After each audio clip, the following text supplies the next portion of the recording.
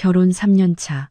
남편은 매달 닷새씩 출장을 갔고 그의 여행 가방 안에는 의문의 보정 속옷이 들어 있었다. 의심이 든 나는 몰래 비행기 표를 끊고 그를 따라 호텔까지 갔다.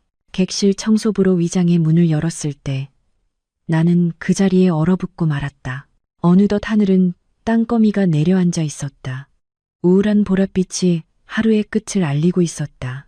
내가 그의 여행 가방에 새하얀 와이셔츠 몇 벌을 마저 개어 넣고 있을 때 남편 재혁이 방으로 들어왔다. 그는 아직 회사에서 입던 정장 차림이었지만 넥타이는 헐거워져 있었고 온종일 밖에서 시달린 듯 담배 냄새와 먼지 냄새가 뒤섞여 풍겼다. 결혼 생활 3년, 나는 이 냄새에 너무나 익숙해져 있었다. 너무 익숙한 나머지 가끔은 내 자신의 채취조차 잊어버린 건 아닐까 하는 생각이 들 정도였다. 재혁이 다가와 등 뒤에서 내 허리를 감싸 안았다. 그의 턱이 내 어깨에 가볍게 기대왔고 나지막한 목소리가 귓가에 울렸다. 우리 아내 힘들었지. 이런 건 내가 알아서 해도 되는데 당신이 이렇게까지 챙겨주면 나 나가서 바람나면 어떡해? 나는 미소 지었다. 전업주부의 자질구레한 걱정들을 감추기 위해 늘 짓던 그런 미소였다. 나는 몸을 돌려 남편의 옷깃을 바로잡아 주었다. 출장 가는 거잖아요. 노는 것도 아니고. 닷새 동안이나 가는데 잘 안 챙겨주면 아침에 뭐 하나 없어도 챙겨줄 사람 없잖아요. 이번엔 부산으로 시장 조사 가는 거니까 술 좀 적당히 마셔요. 요즘 위 안 좋잖아요. 재혁은 고개를 끄덕였다. 나를 바라보는 그의 눈빛은 꿀이 떨어질 듯 다정했다. 그 눈빛만 보면 세상 누구라도 부러워하며 그에게 국민 남편이라는 칭호를 붙여줄 정도였다. 그는 나를 놓고 욕실로 들어갔다. 세차게 흐르는 물소리가 나의 가냘픈 한숨 소리를 삼켜버렸다. 나는 다시 여행 가방으로 돌아섰다. 남편이 비상금으로 쓸 수 있도록 안감 아래 비밀 주머니에 약간의 현금을 숨겨두곤 했는데 그곳에 비타민 한 통을 더 넣어주려던 참이었다.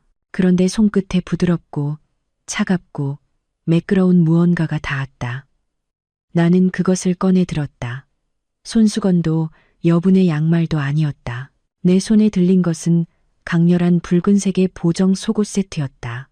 혼자 보고 있는데도 얼굴이 화끈거릴 정도로 대담한 디자인이었다. 택도 떼지 않은 새 제품이었고 사이즈는 내 것보다 훨씬 작은 S였다. 나는 단순한 스타일을 좋아하는 사람이다. 내 옷장은 온통 흰색이나 베이지색 면, 소재 옷들 뿐이었다. 이렇게 얇고 도발적인 레이스 속옷은 감히 상상해 본 적도 없었다. 온몸에 피가 차갑게 굳었다가 이내 부글부글 끓어오르기 시작했다. 나는 그 속옷을 손에 든 채 마치 뜨거운 석탄을 쥔 것처럼 그 자리에 못 박혀 있었다. 바로 그때 재혁이 허리에 수건 한 장만 두른 채 욕실에서 나왔다. 그는 머리를 털며 휘파람을 불고 있었다. 내 손에 들린 이상한 물건을 본 그의 발걸음이 아주 미세하게, 아주 잠시 멈칫했다. 예민한 사람이 아니었다면 결코 알아채지 못했을 찰나의 순간이었다. 하지만 그는 금세 평소의 침착함을 되찾고는 허허실실 웃으며 다가와 내 어깨를 감쌌다. 아, 이거 내일 대표님께 드리려던 건데 깜빡하고 거기 넣어뒀네. 대표님이 내연녀한테 선물하신다고 대신 사달라고 부탁하셨거든. 직접 사러 가기 민망하시다면서 나보고 겸사겸사 사다 달라고 하시더라고. 나는 그의 눈에서 약간의 흔들림이라도 찾아보려 애썼지만 아무것도 보이지 않았다. 그의 연기가 너무나 완벽하거나 아니면 정말 사실일 수도 있었다. 재혁의 상사가 소문난 바람둥이라는 건 회사 사람이라면 누구나 아는 사실이었으니까. 믿음직한 부하 직원에게 이런 은밀한 심부름을 시키는 일이 드문 것도 아니었다. 재혁은 내가 말이 없자 내 볼을 가볍게 꼬집었다. 의심에 눈초리는 거둬. 내가 이 집안 먹여 살리려고 얼마나 열심히 일하는데 여자 만날 시간이 어디 있어. 그리고 내 취향은 당신처럼 집밥 잘하고 현명한 아내지 저런 머리 빈 여자들은 아니라고. 나는 고개를 끄덕였지만 마음속에서는 형체 없는 불안감이 계속해서 꿈틀거렸다. 나는 그 속옷을 접어 화장대 위에 올려놓았다. 애써 아무렇지 않은 척하며 말했다. 알겠어요. 그래도 상사 연애사에 끼어들면 피곤해지니까 조심해요. 그날 밤 재혁이 옆에서 고른 숨을 내쉬며 깊이 잠들었을 때 나는 좀처럼 잠을 이룰 수 없었다. 나는 조심스럽게 몸을 일으켜 그가 벗어놓은 와이셔츠를 빨래 바구니에서 꺼내 들었다. 침대 옆 스탠드의 노란 불빛 아래 나는 셔츠를 샅샅이 살폈다. 옷깃은 깨끗했고 낯선 향수 냄새도 나지 않았다. 하지만 왼쪽 소매뿌리를 뒤집었을 때 심장이 쿵하고 내려앉았다. 소매 안쪽 가장자리에 아주 작은 코랄 핑크색 얼룩이 묻어 있었다. 음식물 자국도 잉크 자국도 아니었다. 그건 립스틱이었다. 손가락으로 살짝 문질러 보니 아직 약간의 끈적임이 남아 있었다. 나는 코랄 핑크색 립스틱을 절대 쓰지 않는다. 내게는 톤 다운된 레드 계열만 어울린다. 하지만 이 색을 아주 좋아하는 사람이 한 명 있었다. 우리 집에 자주 드나들며 나를 살갑게 형님이라 부르던 사람. 바로 시부모님이 6살 때부터 후원해 오던 재혁이 친동생처럼 아낀다고 입버릇처럼 말하던 유라였다. 나는 유라가 우리 집에 와서 식사하던 때를 떠올렸다. 그녀는 음식을 집을 때나 재혁에게 무언가를 고쳐달라고 부탁할 때 슬쩍슬쩍 그의 손을 건드리곤 했다. 나는 모든 조각들을 꿰어 맞추기 시작했다. 지난 3년간 재혁은 매달 정확히 닷새씩 출장을 갔다. 저녁 시간에는 종종 전화기가 꺼져 있었고 그가 업무 접대비라고 설명했던 출처불명의 지출 내역들도 있었다. 넓은 침실 안에서 등골을 타고 서늘한 기운이 흘렀다. 지난 3년간 내가 공들여 쌓아 올린 신뢰에 금이 가기 시작하는 것 같았다. 아주 작은 립스틱 자국과 너무나 매끄러웠던 그의 거짓말 때문에 다음 날 아침 하늘은 금방이라도 비를 쏟아낼 듯 잿빛이었고 공기는 숨막힐 듯 무덥고 축축했다. 재혁은 평소보다 일찍 일어나 몸단장에 공을 들였다. 내가 생일 선물로 사줬던 샌다루드 향수도 살짝 뿌렸다. 그는 내 이마에 가볍게 입을 맞추며 당부했다. 나 다녀올게. 집에서 준이 잘 보고 힘들면 어머님께 와달라고 해. 회의 중에는 전화기 꺼놓을 테니까 저녁에 호텔 도착해서 전화할게. 나는 배를 감싸쥐고 아픈 척 얼굴을 찡그렸다. 배가 너무 아프네. 어젯밤에 찬 걸 먹었나 봐요. 당신 그냥 가요. 공항까지 배웅 못하겠어요. 나 좀 누워있다가 준이는 외할머니 댁에 맡길게요. 재혁은 잠시 걱정스러운 표정을 짓더니 내 이마를 짚어보고는 안심한 듯 여행 가방을 들고 나섰다. 문이 닫히는 소리가 무정하게 울렸다. 그의 모습이 현관문 뒤로 사라지자마자 나는 벌떡 일어났다. 얼굴에 떠올랐던 거짓 고통은 온데간데 없고 나 자신도 몰랐던 냉정함과 결단력이 그 자리를 대신했다. 어젯밤 재혁이 잠든 사이 나는 그의 여행 가방 밑창 안감 깊숙한 곳에 초소형 위치 추적기를 몰래 넣어두었다. 휴대폰을 열자 지도 위에 파란 점이 움직이기 시작했다. 그가 말한 대로 부산행 비행기를 타기 위한 김포공항 방향이 아니었다. 차는 출근 시간에 혼잡한 인파를 뚫고 느릿느릿 움직이더니 이내 올림픽대로를 타고 가평 방향으로 향하고 있었다. 나는 외할머니 댁에 아들 준이를 맡기며 회사에 급한 일이 생겼다고 둘러댄 뒤 택시를 잡아 파란 점이 움직이는 방향을 쫓았다. 차창 밖으로 스쳐 지나가는 풍경을 보며 마음속은 천갈래만 갈래로 복잡했다. 결혼식 날 양가 부모님 앞에서 내 손을 잡고 영혼을 맹세하던 그의 모습을 떠올렸다. 내가 제왕절개 수술을 하고 낳은 아이를 밤새도록 안아주던 그의 모습을 떠올렸다. 그 기억들이 어젯밤의 붉은 보정 속옷과 코랄 핑크색 립스틱 자국과 뒤섞여 심장을 갈갈이 찢는 혼돈을 만들어냈다. 1시간 남짓 달렸을까. 택시는 서울에서 약 45km 떨어진 가평의 한적한 곳에 위치한 5성급 프라이빗 리조트 입구에 멈춰섰다. 이곳은 푸른 잣나무 숲속에 자리한 독채 빌라들로 외부 세계와 완벽히 차단된 지상낙원이라 불리는 휴양지였다. 나는 택시비를 내고 모자를 꾹 눌러 쓴 채 마스크로 얼굴을 가리고 로비로 들어섰다. 커다란 화분 뒤에 숨어 나는 재혁을 발견했다. 그는 혼자가 아니었다. 그의 곁에는 몸집이 자그마한 여자가 서 있었다.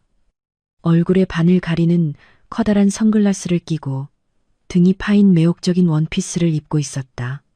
그녀가 아무리 꽁꽁 숨기려 해도 살짝 고개를 기울인 채 서 있는 자태나 너무나도 당연하다는 듯 재혁의 팔짱을 낀 모습이 가슴 아플 정도로 익숙했다. 그들은 체크인을 하고 전동 카트를 타고 고급 빌라 구역으로 향했다. 그 구역에 접근하려면 카드키가 필요했다. 이곳의 보안은 아주 철저해서 외부인은 함부로 드나들 수 없었다. 나는 직원들의 청소 카트가 모여있는 건물 뒤편으로 돌아갔다. 앳된 얼굴에 땀이 송골송골 맺힌 젊은 직원이 카트에 수건을 쌓고 있었다. 나는 심호흡을 하며 목소리의 떨림을 억누르고 그녀에게 다가갔다. 나는 그녀의 손을 잡았다. 눈에는 눈물이 그렁그렁 맺혔다. 저기요, 제발 좀 도와주세요. 저희 남편이 다단계 사기꾼들한테 속았어요. 저 안으로 끌고 들어가서 집 팔라고 계약서에 사인하라고 협박하고 있어요. 전화를 해도 받지를 않아요. 남편이 섣불리 도장이라도 찍으면 우리 모자는 길거리에 나앉게 생겼어요. 제발 저한테 유니폼이랑 카드키 30분만 빌려주세요. 들어가서 남편만 끌고 나와서 바로 돌려드릴게요. 어린 직원은 난처한 표정으로 나를 바라보며 망설였다. 하지만 손님, 여기 규정이 너무 엄격해서요. 매니저님한테 걸리면 저 바로 잘려요. 나는 가방에서 30만 원을 꺼내 그녀의 손에 쥐어주었다. 간절한 목소리로 애원했다. 부탁할게요. 절대 피해 안 가게 할게요. 남편만 구하면 돼요. 이건 제가 고맙다는 뜻으로 드리는 음료수 값이라고 생각해요. 사람 하나 살리는 셈 치는 게 탑 7개 쌓는 것보다 낫다잖아요. 30만 원은 청소 직원에게는 적지 않은 돈이었다. 거기에 내 절망적인 표정이 그녀의 연민을 자극했는지도 모른다. 그녀는 주위를 두리번거리더니 고개를 끄덕였다. 알겠어요. 창고 들어가서 빨리 갈아입으세요. 제가 망봐드릴게요. 꼭 30분만이에요. 5분 후 나는 헐렁한 유니폼을 입고 수건과 침대 시트가 가득 실린 카트를 밀며 나왔다. 심장이 미친 듯이 뛰었다. 나는 배우가 아니었지만 고통과 배신감은 나를 완벽한 연기자로 만들어 주었다. 나는 위치 추적기에 파란 점이 멈춰 있는 3208호 빌라를 향해 카트를 밀었다. 발걸음 하나하나가 천근만근이었다. 내 발밑에 아름다운 자갈길은 지금 이 순간 내 인생의 가장 잔혹한 진실과 마주해야 하는 지옥으로 가는 길과 다름없었다. 나는 두꺼운 원목으로 만들어진 3208호 문 앞에 섰다. 섬한 복도에서 불어오는 냉기가 목덜미를 스쳐 소름이 돋았지만 손바닥에서는 축축하게 땀이 배어 나왔다. 나는 심호흡을 하며 터질 듯이 몰아치는 숨을 고르려 애썼다. 헐렁한 객실 청소부 유니폼을 입은 내 모습이 참으로 초라하고 비참하게 느껴졌다. 마치 내 자신의 행복을 훔치러 온 도둑이 된 기분이었다. 나는 손을 들어 떨리는 손가락으로 초인종을 눌렀다. 띵동. 길게 울리는 벨 소리가 고급 리조트의 정적을 깨뜨렸다. 그것은 내 3년간의 결혼 생활에 종지부를 찍는 조종, 출원처럼 들렸다. 안에서는 잠시 침묵이 흐르더니 이내 슬리퍼를 끄는 소리와 함께 남자의 투덜거리는 목소리가 들려왔다. 청소 필요 없다고 했잖아. 귀찮게 구네. 그 익숙한 목소리에 심장이 아프게 조여왔다. 오늘 아침 내 이마에 입을 맞추며 집에서 몸조리 잘하라고 당부하던 그 모범적인 남편, 재혁이었다. 나는 마른 침을 삼키고 최대한 낯설고 전문적인 목소리를 쥐어짰다. 실례합니다. 고객님.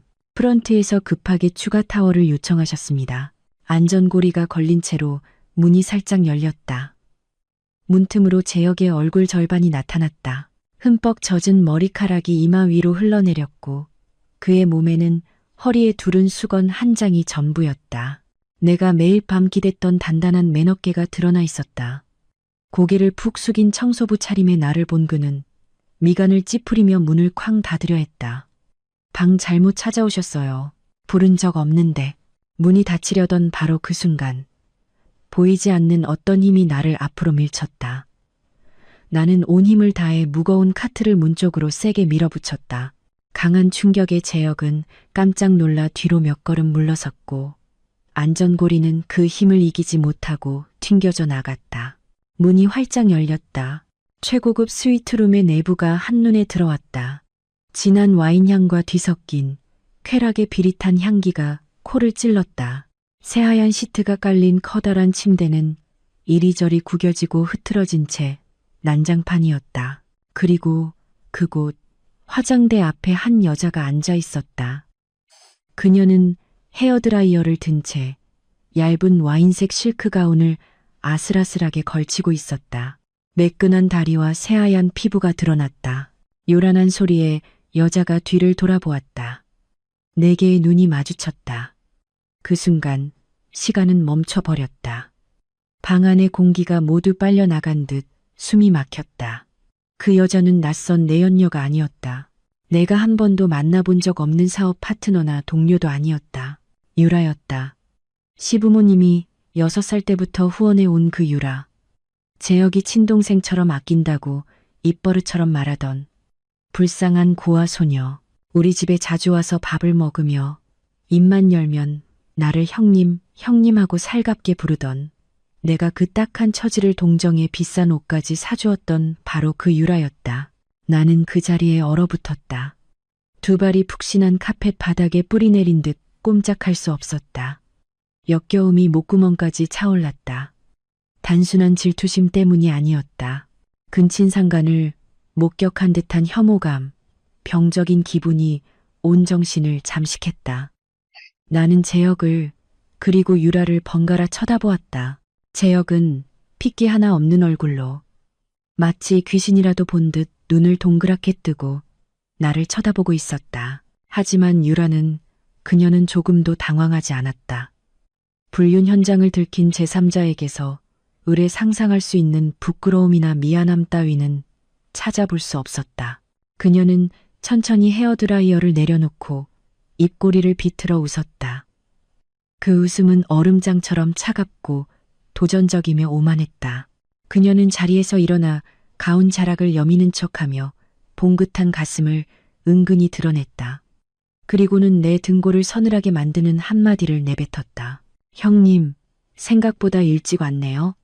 재혁 오빠, 내가 문단속 잘하라고 했잖아요. 너무 허술하다니까. 그 말은 내 뺨을 후려치는 따귀와도 같았다. 이것이 단순한 오해일지도 모른다는 마지막 신락 같은 희망마저 산산조각냈다.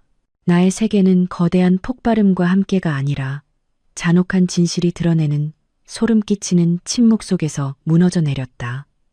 내 눈앞에 있는 것은 남편과 여동생이 아니었다. 인간의 탈을 쓴 두 마리의 짐승이 지난 수년간 나의 어리석음과 믿음을 비웃으며 이빨을 드러내고 있었다. 유라의 뻔뻔함은 화약고에 던져진 불씨처럼 내 안의 모든 억제력과 고통을 불태워버렸다. 궁지에 몰린 한 여자의 본능적인 자기방어만이 남았다. 나는 머리채를 잡고 싸우지도 비참하게 울부짖지도 않았다. 유니폼 주머니에서 휴대폰을 꺼내 동영상 녹화 버튼을 눌렀다. 그리고 유라의 비웃는 얼굴과 재혁의 반나체 모습을 향해 렌즈를 똑바로 겨눴다. 웃어. 두 사람 다 활짝 웃어보라고. 내 목소리는 평소의 부드러움과는 전혀 다른 강철처럼 단단하고 날카롭게 울려 퍼졌다. 두 사람의 행복한 근친상간의 순간을 내가 잘 담아줄 테니까. 그리고 온 집안 식구들, 회사 사람들, 이 사회 전체가 감상할 수 있게 보내줘야지. 그제야 재혁은 충격에서 깨어난 듯했다.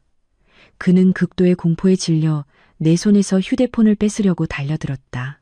수진아, 너 미쳤어? 휴대폰 내려놔. 일단 진정하고 얘기 좀. 나는 재빨리 뒤로 물러나 그의 거친 손을 피했다. 그리고 소리쳤다. 꼼짝 마. 한 발짝만 더 다가오면 당장 라이브 방송 켤 거야. 내 SNS에 당신 네 회사 대표님이랑 당신 어머니도 친구로 등록돼 있는 거 알지? 당신 그 부장 자리 30초 만에 잿더미로 만들어줄까? 내 협박은 즉각적인 효과를 보였다. 재혁은 그 자리에 얼어붙었다. 두 손을 항복하듯 치켜든 그의 얼굴은 잿빛이 되었다. 제발, 제발 그러지 마. 내가 잘못했어. 내가 다 설명할 수 있어. 설명? 나는 비웃었지만 뜨거운 눈물이 뺨을 타고 흘러내렸다. 뭘 설명해? 이 여자가 당신의 순진한 여동생이라고. 두 사람이 5성급 호텔에 온 건 그냥 어린 시절 추억을 되새기기 위해서였다고. 아니면 어젯밤 당신 가방에 있던 그 빨간 보정 속옷에 대해 설명할 건가? 그때 유라가 재혁의 옆으로 다가와 섰다. 그녀에게서는 더 이상 평소의 순수하고 연약한 모습을 찾아볼 수 없었다. 그녀는 팔짱을 낀 채 턱을 치켜들고 나를 내려다보며 경멸 가득한 목소리로 말했다. 찍어요, 형님. 아주 선명하게 잘 찍어봐요. 어차피 재혁 오빠 이제 형님한테 질렸으니까. 형님 꼴을 좀 봐요. 맨날 기저귀랑 주방 음식 냄새나 풍기고 다니잖아요. 재혁 오빠한테 필요한 건 자기를 만족시켜주고 대화가 통하는 여자지. 고급 가사 도우미가 아니라고요. 닥쳐. 재혁이 유라를 향해 소리쳤지만 그의 눈은 애원하듯 나를 향해 있었다. 유라, 제가 함부로 말하는 거야.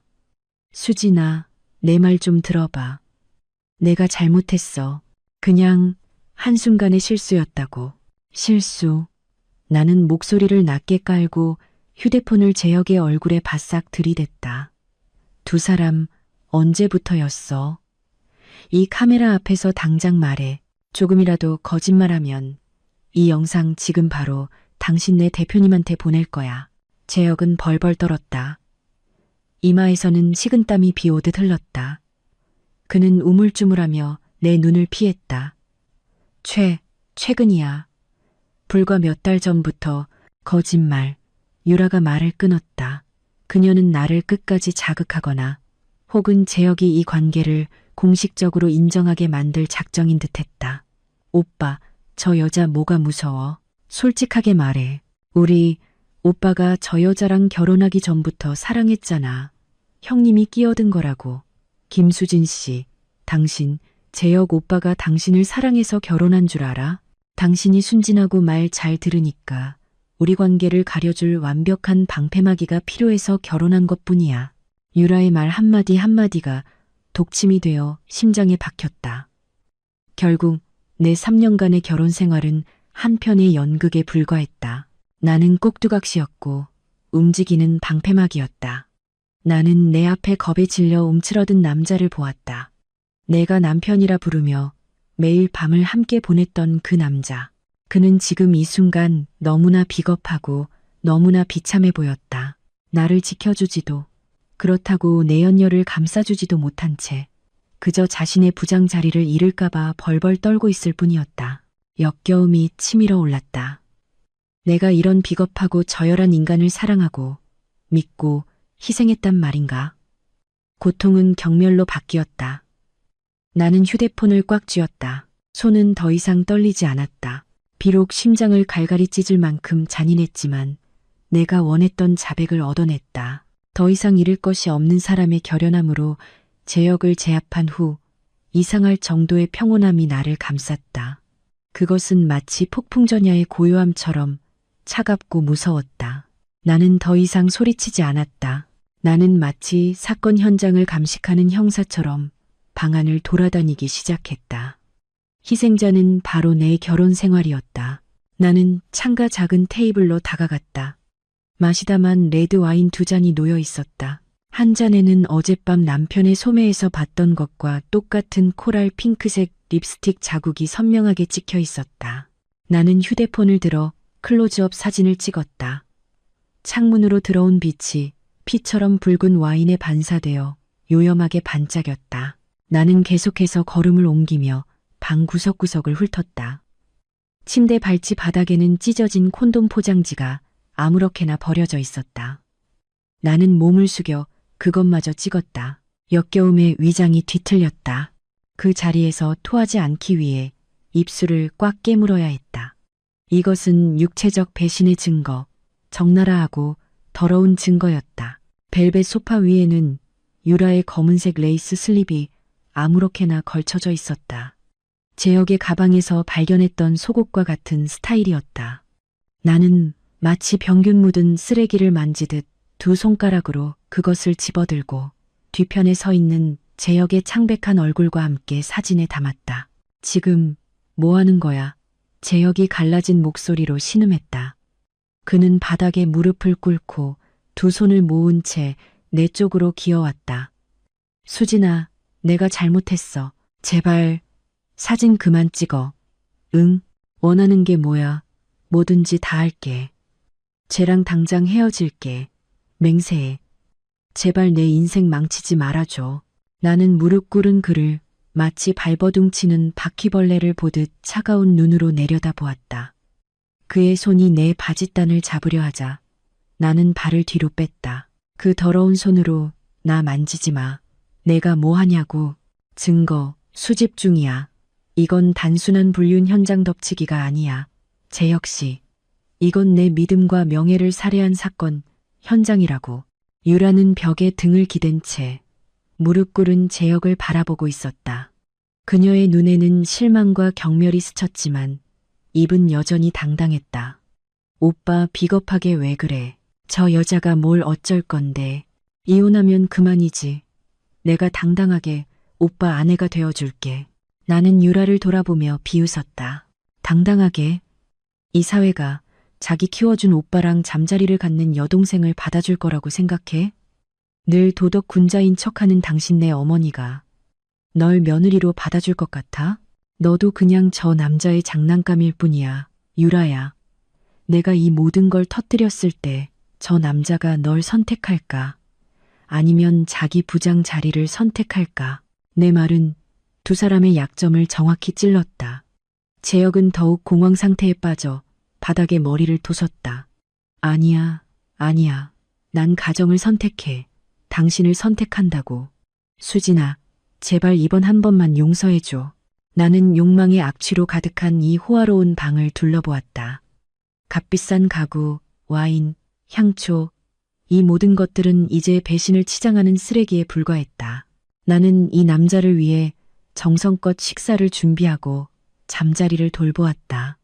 그런데 그는 내가 희생하며 번 돈으로 자신의 양녀와 쾌락을 즐기고 있었다. 됐어. 나는 말했다. 목소리는 칼날 같았다. 이 사진들, 이 영상들 법정에서 증거가 될 거야. 당신의 값싼 사과는 필요 없어. 내 3년의 청춘에 대한 정의가 필요할 뿐이야. 나는 뒤돌아섰다.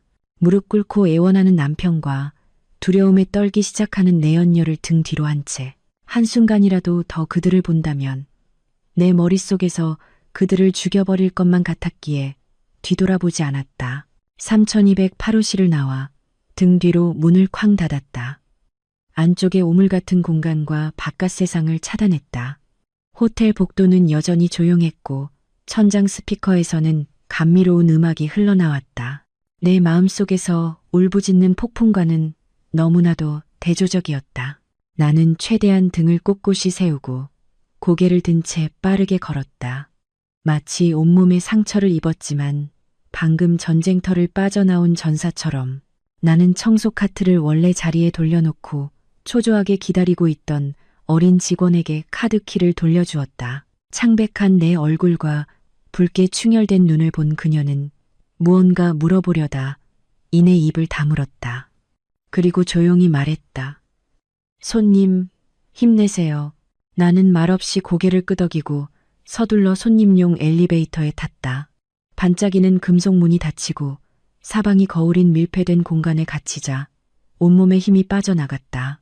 나는 엘리베이터 벽을 따라 미끄러져 내려와 차가운 바닥에 주저앉았다. 핸드백이 옆으로 떨어졌고 휴대폰 속의 증거 사진들이 내 마음을 불태우는 듯 뜨겁게 느껴졌다. 거울에 비친 내 모습을 보았다. 그 속의 여자는 너무나 낯설었다. 헝클어진 머리, 화장기 없는 창백한 얼굴, 퉁퉁 부은 눈, 그리고 몸에 맞지 않는 헐렁하고 구겨진 청소부 유니폼. 내 모습은 얼마나 비참하고 얼마나 우스꽝스러운가. 남편의 진실을 캐내기 위해 나는 스스로를 낮춰 서비스 직원을 연기하고 속임수를 써야만 했다. 그 두 파렴치한 인간들 앞에서 억지로 참았던 눈물이 이제는 터진 둑처럼 쏟아져 나왔다. 나는 무릎을 끌어안고 목 놓아 울었다. 좁은 공간의 울음소리가 메아리 쳤다. 너무나 애처롭고 서글펐다.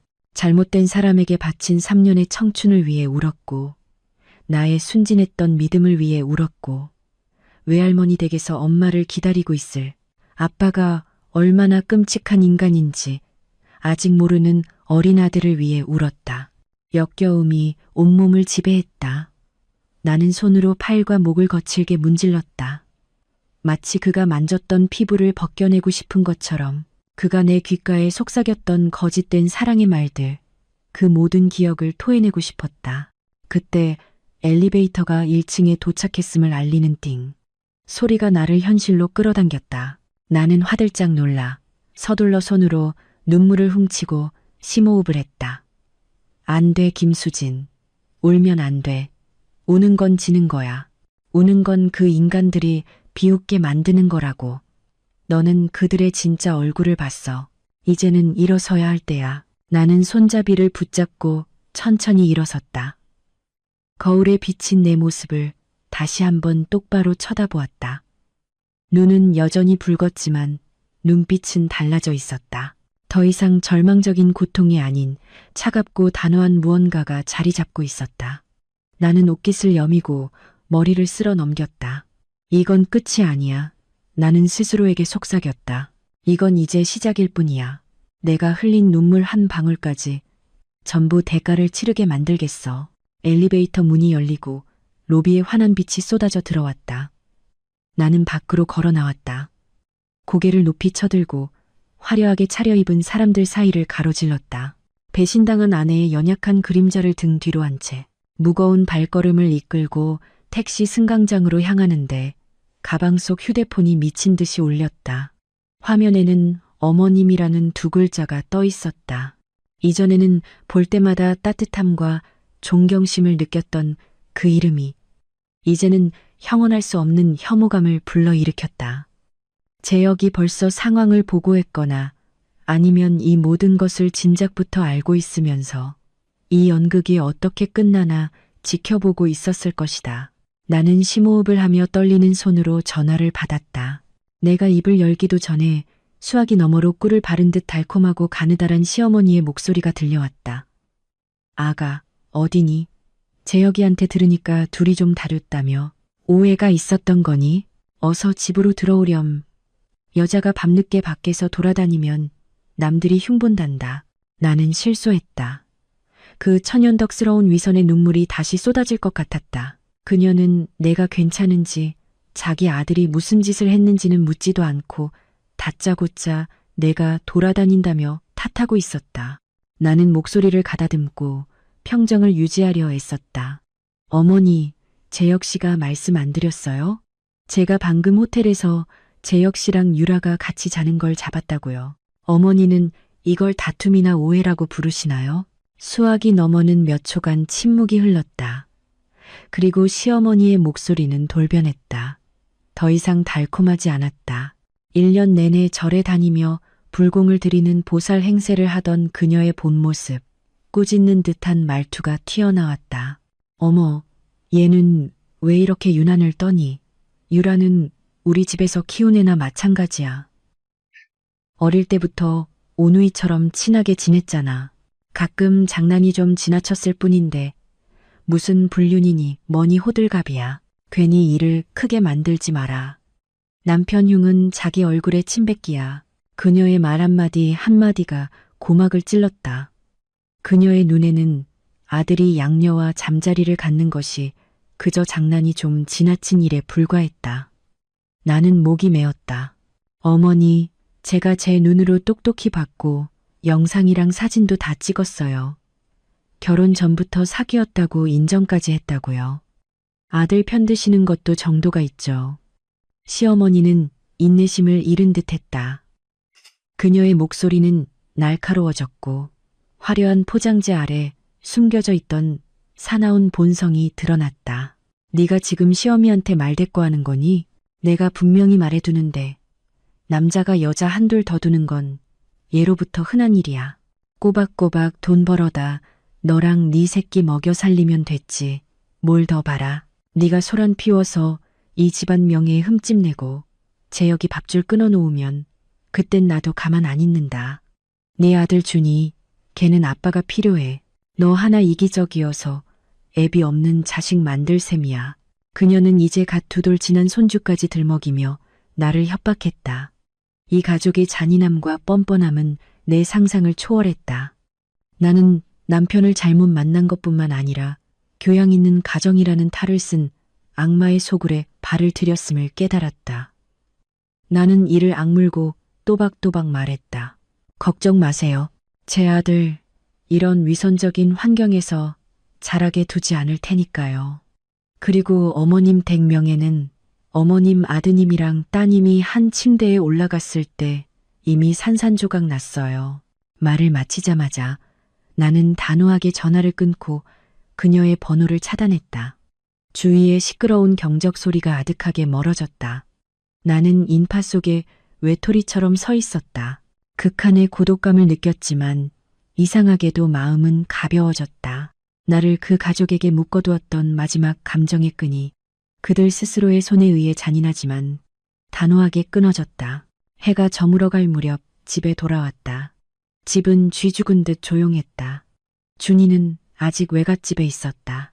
한때 행복한 보금자리였던 침실에 들어서자 이제는 무덤처럼 싸늘한 냉기만 느껴졌다.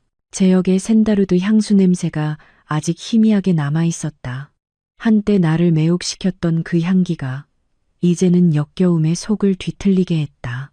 나는 무너지는 것을 허락할 수 없었다. 시어머니의 협박과 유라의 뻔뻔함을 떠올렸다. 그들이 손을 쓰기 전에 내가 먼저 움직여야 했다.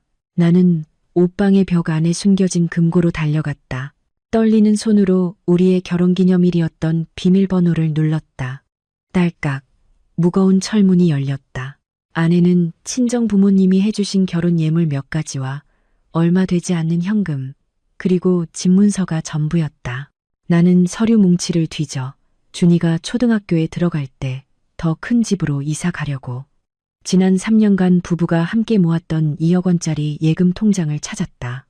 어디에도 없었다. 금고 구석구석을 뒤지고 재혁의 서재 책상 서랍까지 샅샅이 뒤졌다. 식은땀이 비오듯 흘렀다. 마침내 그의 옷장 맨 아래에 깔려있던 얇은 서류철 하나를 발견했다. 그것은 강남의 한 고급 오피스텔 매매 계약서였다. 매수인 이름은 이유라. 계약일은 2달 전이었다. 1차 납입 금액은 정확히 우리 부부의 예금액과 일치했다. 나는 바닥에 주저앉았다. 계약서가 손에서 미끄러져 나를 조롱하듯 팔랑거리며 바닥에 떨어졌다. 그는 나를 육체적으로 배신했을 뿐만 아니라 내연녀와의 새로운 보금자리를 꾸리기 위해 공동 재산을 몰래 빼돌리고 있었다. 그는 나의 피와 땀, 내 아이의 기저귀 값과 분유값을 훔쳐 자신의 양녀에게 집을 사준 것이었다. 분노가 격렬하게 타올랐다. 남아있던 마지막 연약함마저 모두 불태워버렸다. 나는 휴대폰을 집어들어 이혼 전문 변호사인 친구 혜진에게 바로 전화했다. 목소리는 갈라졌지만 다급하고 단호했다. 혜진아, 나 좀 도와줘. 당장. 재혁이가 우리 공동 재산으로 내연녀 집 사줬어. 이거 되찾으려면 어떻게 해야 해? 그 모자무즈가 이렇게 뻔뻔하게 다 뺏어가게 둘 순 없어. 수학이 넘어 혜진은 침착하게 나를 안심시켰다. 그녀의 전문적인 목소리는 홍수 속의 구명조끼 같았다. 수진아, 일단 진정하고 내 말 잘 들어. 지금 소란 피우면 안 돼. 섣불리 움직였다가 놈이 나머지 재산까지 다 빼돌리면 끝장이야. 돈 얘기는 모르는 척하고 일단 외도 문제에만 집중해서 놈을 공황 상태로 만들어. 재혁이 걔 체면이랑 돈에 목숨 거는 놈이잖아. 널 달래려고 어떻게든 술을 쓸 거야. 그때를 이용해서 재산 명의를 이전받거나 채무 변제 각서를 받아내야 해. 확실한 패를 쥐어야 한다고. 우는 것만으로는 아무것도 해결 못해. 이제는 냉정하게 머리를 써야 할 때야. 나는 전화를 끊고 눈앞의 허공을 멍하니 바라보았다. 그래, 나는 더 이상 불쌍한 희생자로만 있을 수 없다. 나는 사냥꾼이 되어야 한다. 그가 사랑이라는 이름으로 나를 속였다면 나는 그의 거짓된 뉘우침을 이용해 내 아이와 내 몫을 되찾을 것이다. 오늘 밤은 긴 밤이 될 것이다. 하지만 나는 잠들지 않을 것이다. 나는 귀한 남편의 귀가를 맞이할 완벽한 시나리오를 짜야만 했다. 유라의 집 계약서를 안전한 곳에 숨긴 후 나는 소파에 멍하니 앉아 있었다. 머릿속은 수만 가지 질문으로 뒤엉켰다. 지난 몇 년간의 흩어진 기억의 조각들이 갑자기 밀려와 하나의 끔찍한 그림으로 재구성되었다.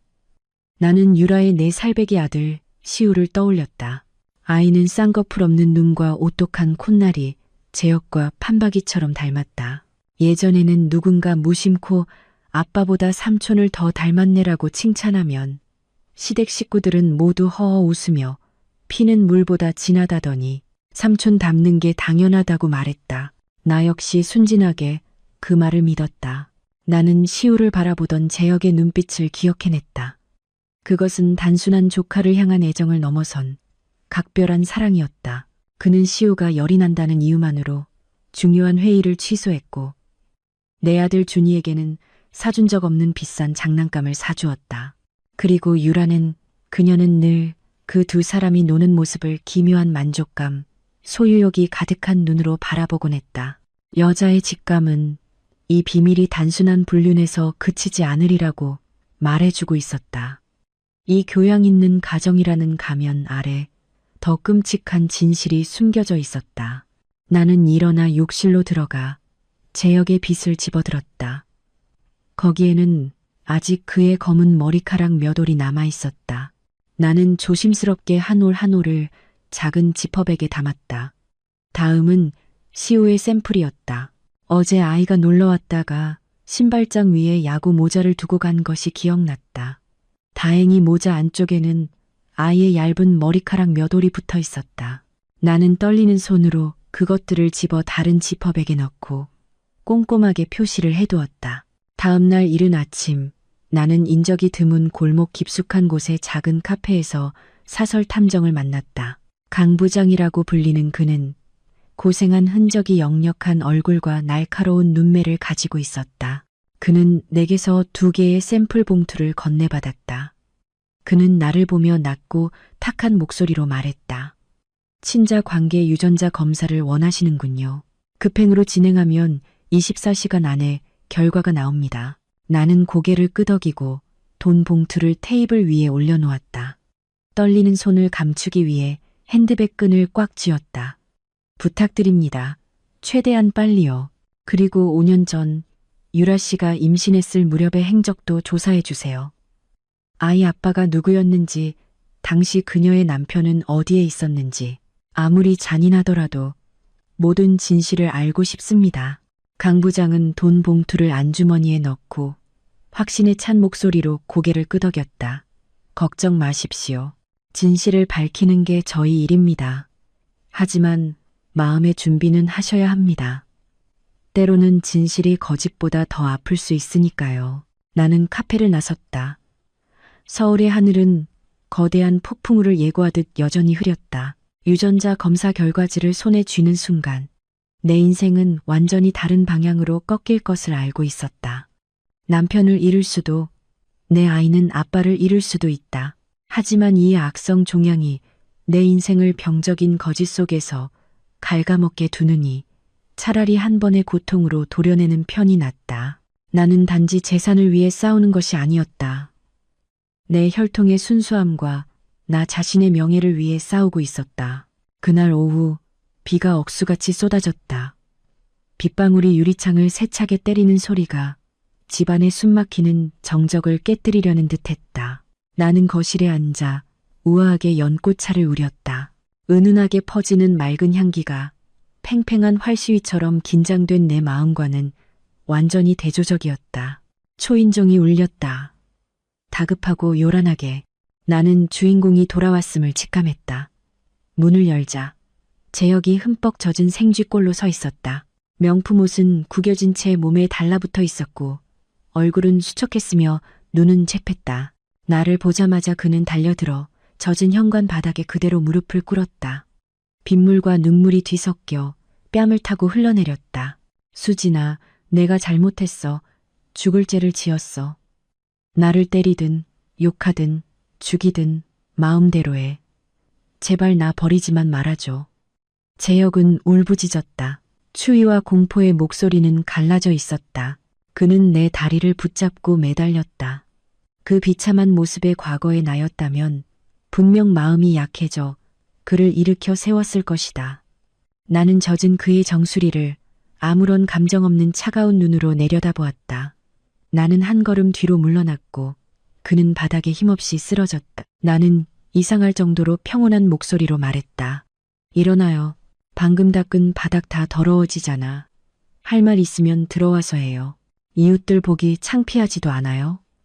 이 집에 더 이상 잃을 체면이 남아있기나 한가. 재혁은 비틀거리며 일어나 나를 따라 거실로 들어왔다. 그의 옷에서 떨어진 물이 고급 원목 바닥에 뚝뚝 떨어졌다. 그는 소파에 웅크리고 앉아 미리 준비해 온 변명을 늘어놓기 시작했다. 수진아, 맹세할게. 나랑 유라 그냥 한순간의 실수였어. 그날 내가 너무 취했고 걔가 먼저 나를 유혹했어. 나도 남자고 술 기운에 그만. 나 자신을 제어하지 못했어. 정말 후회해. 걔랑은 당장 헤어졌어. 제발 나 좀 믿어줘.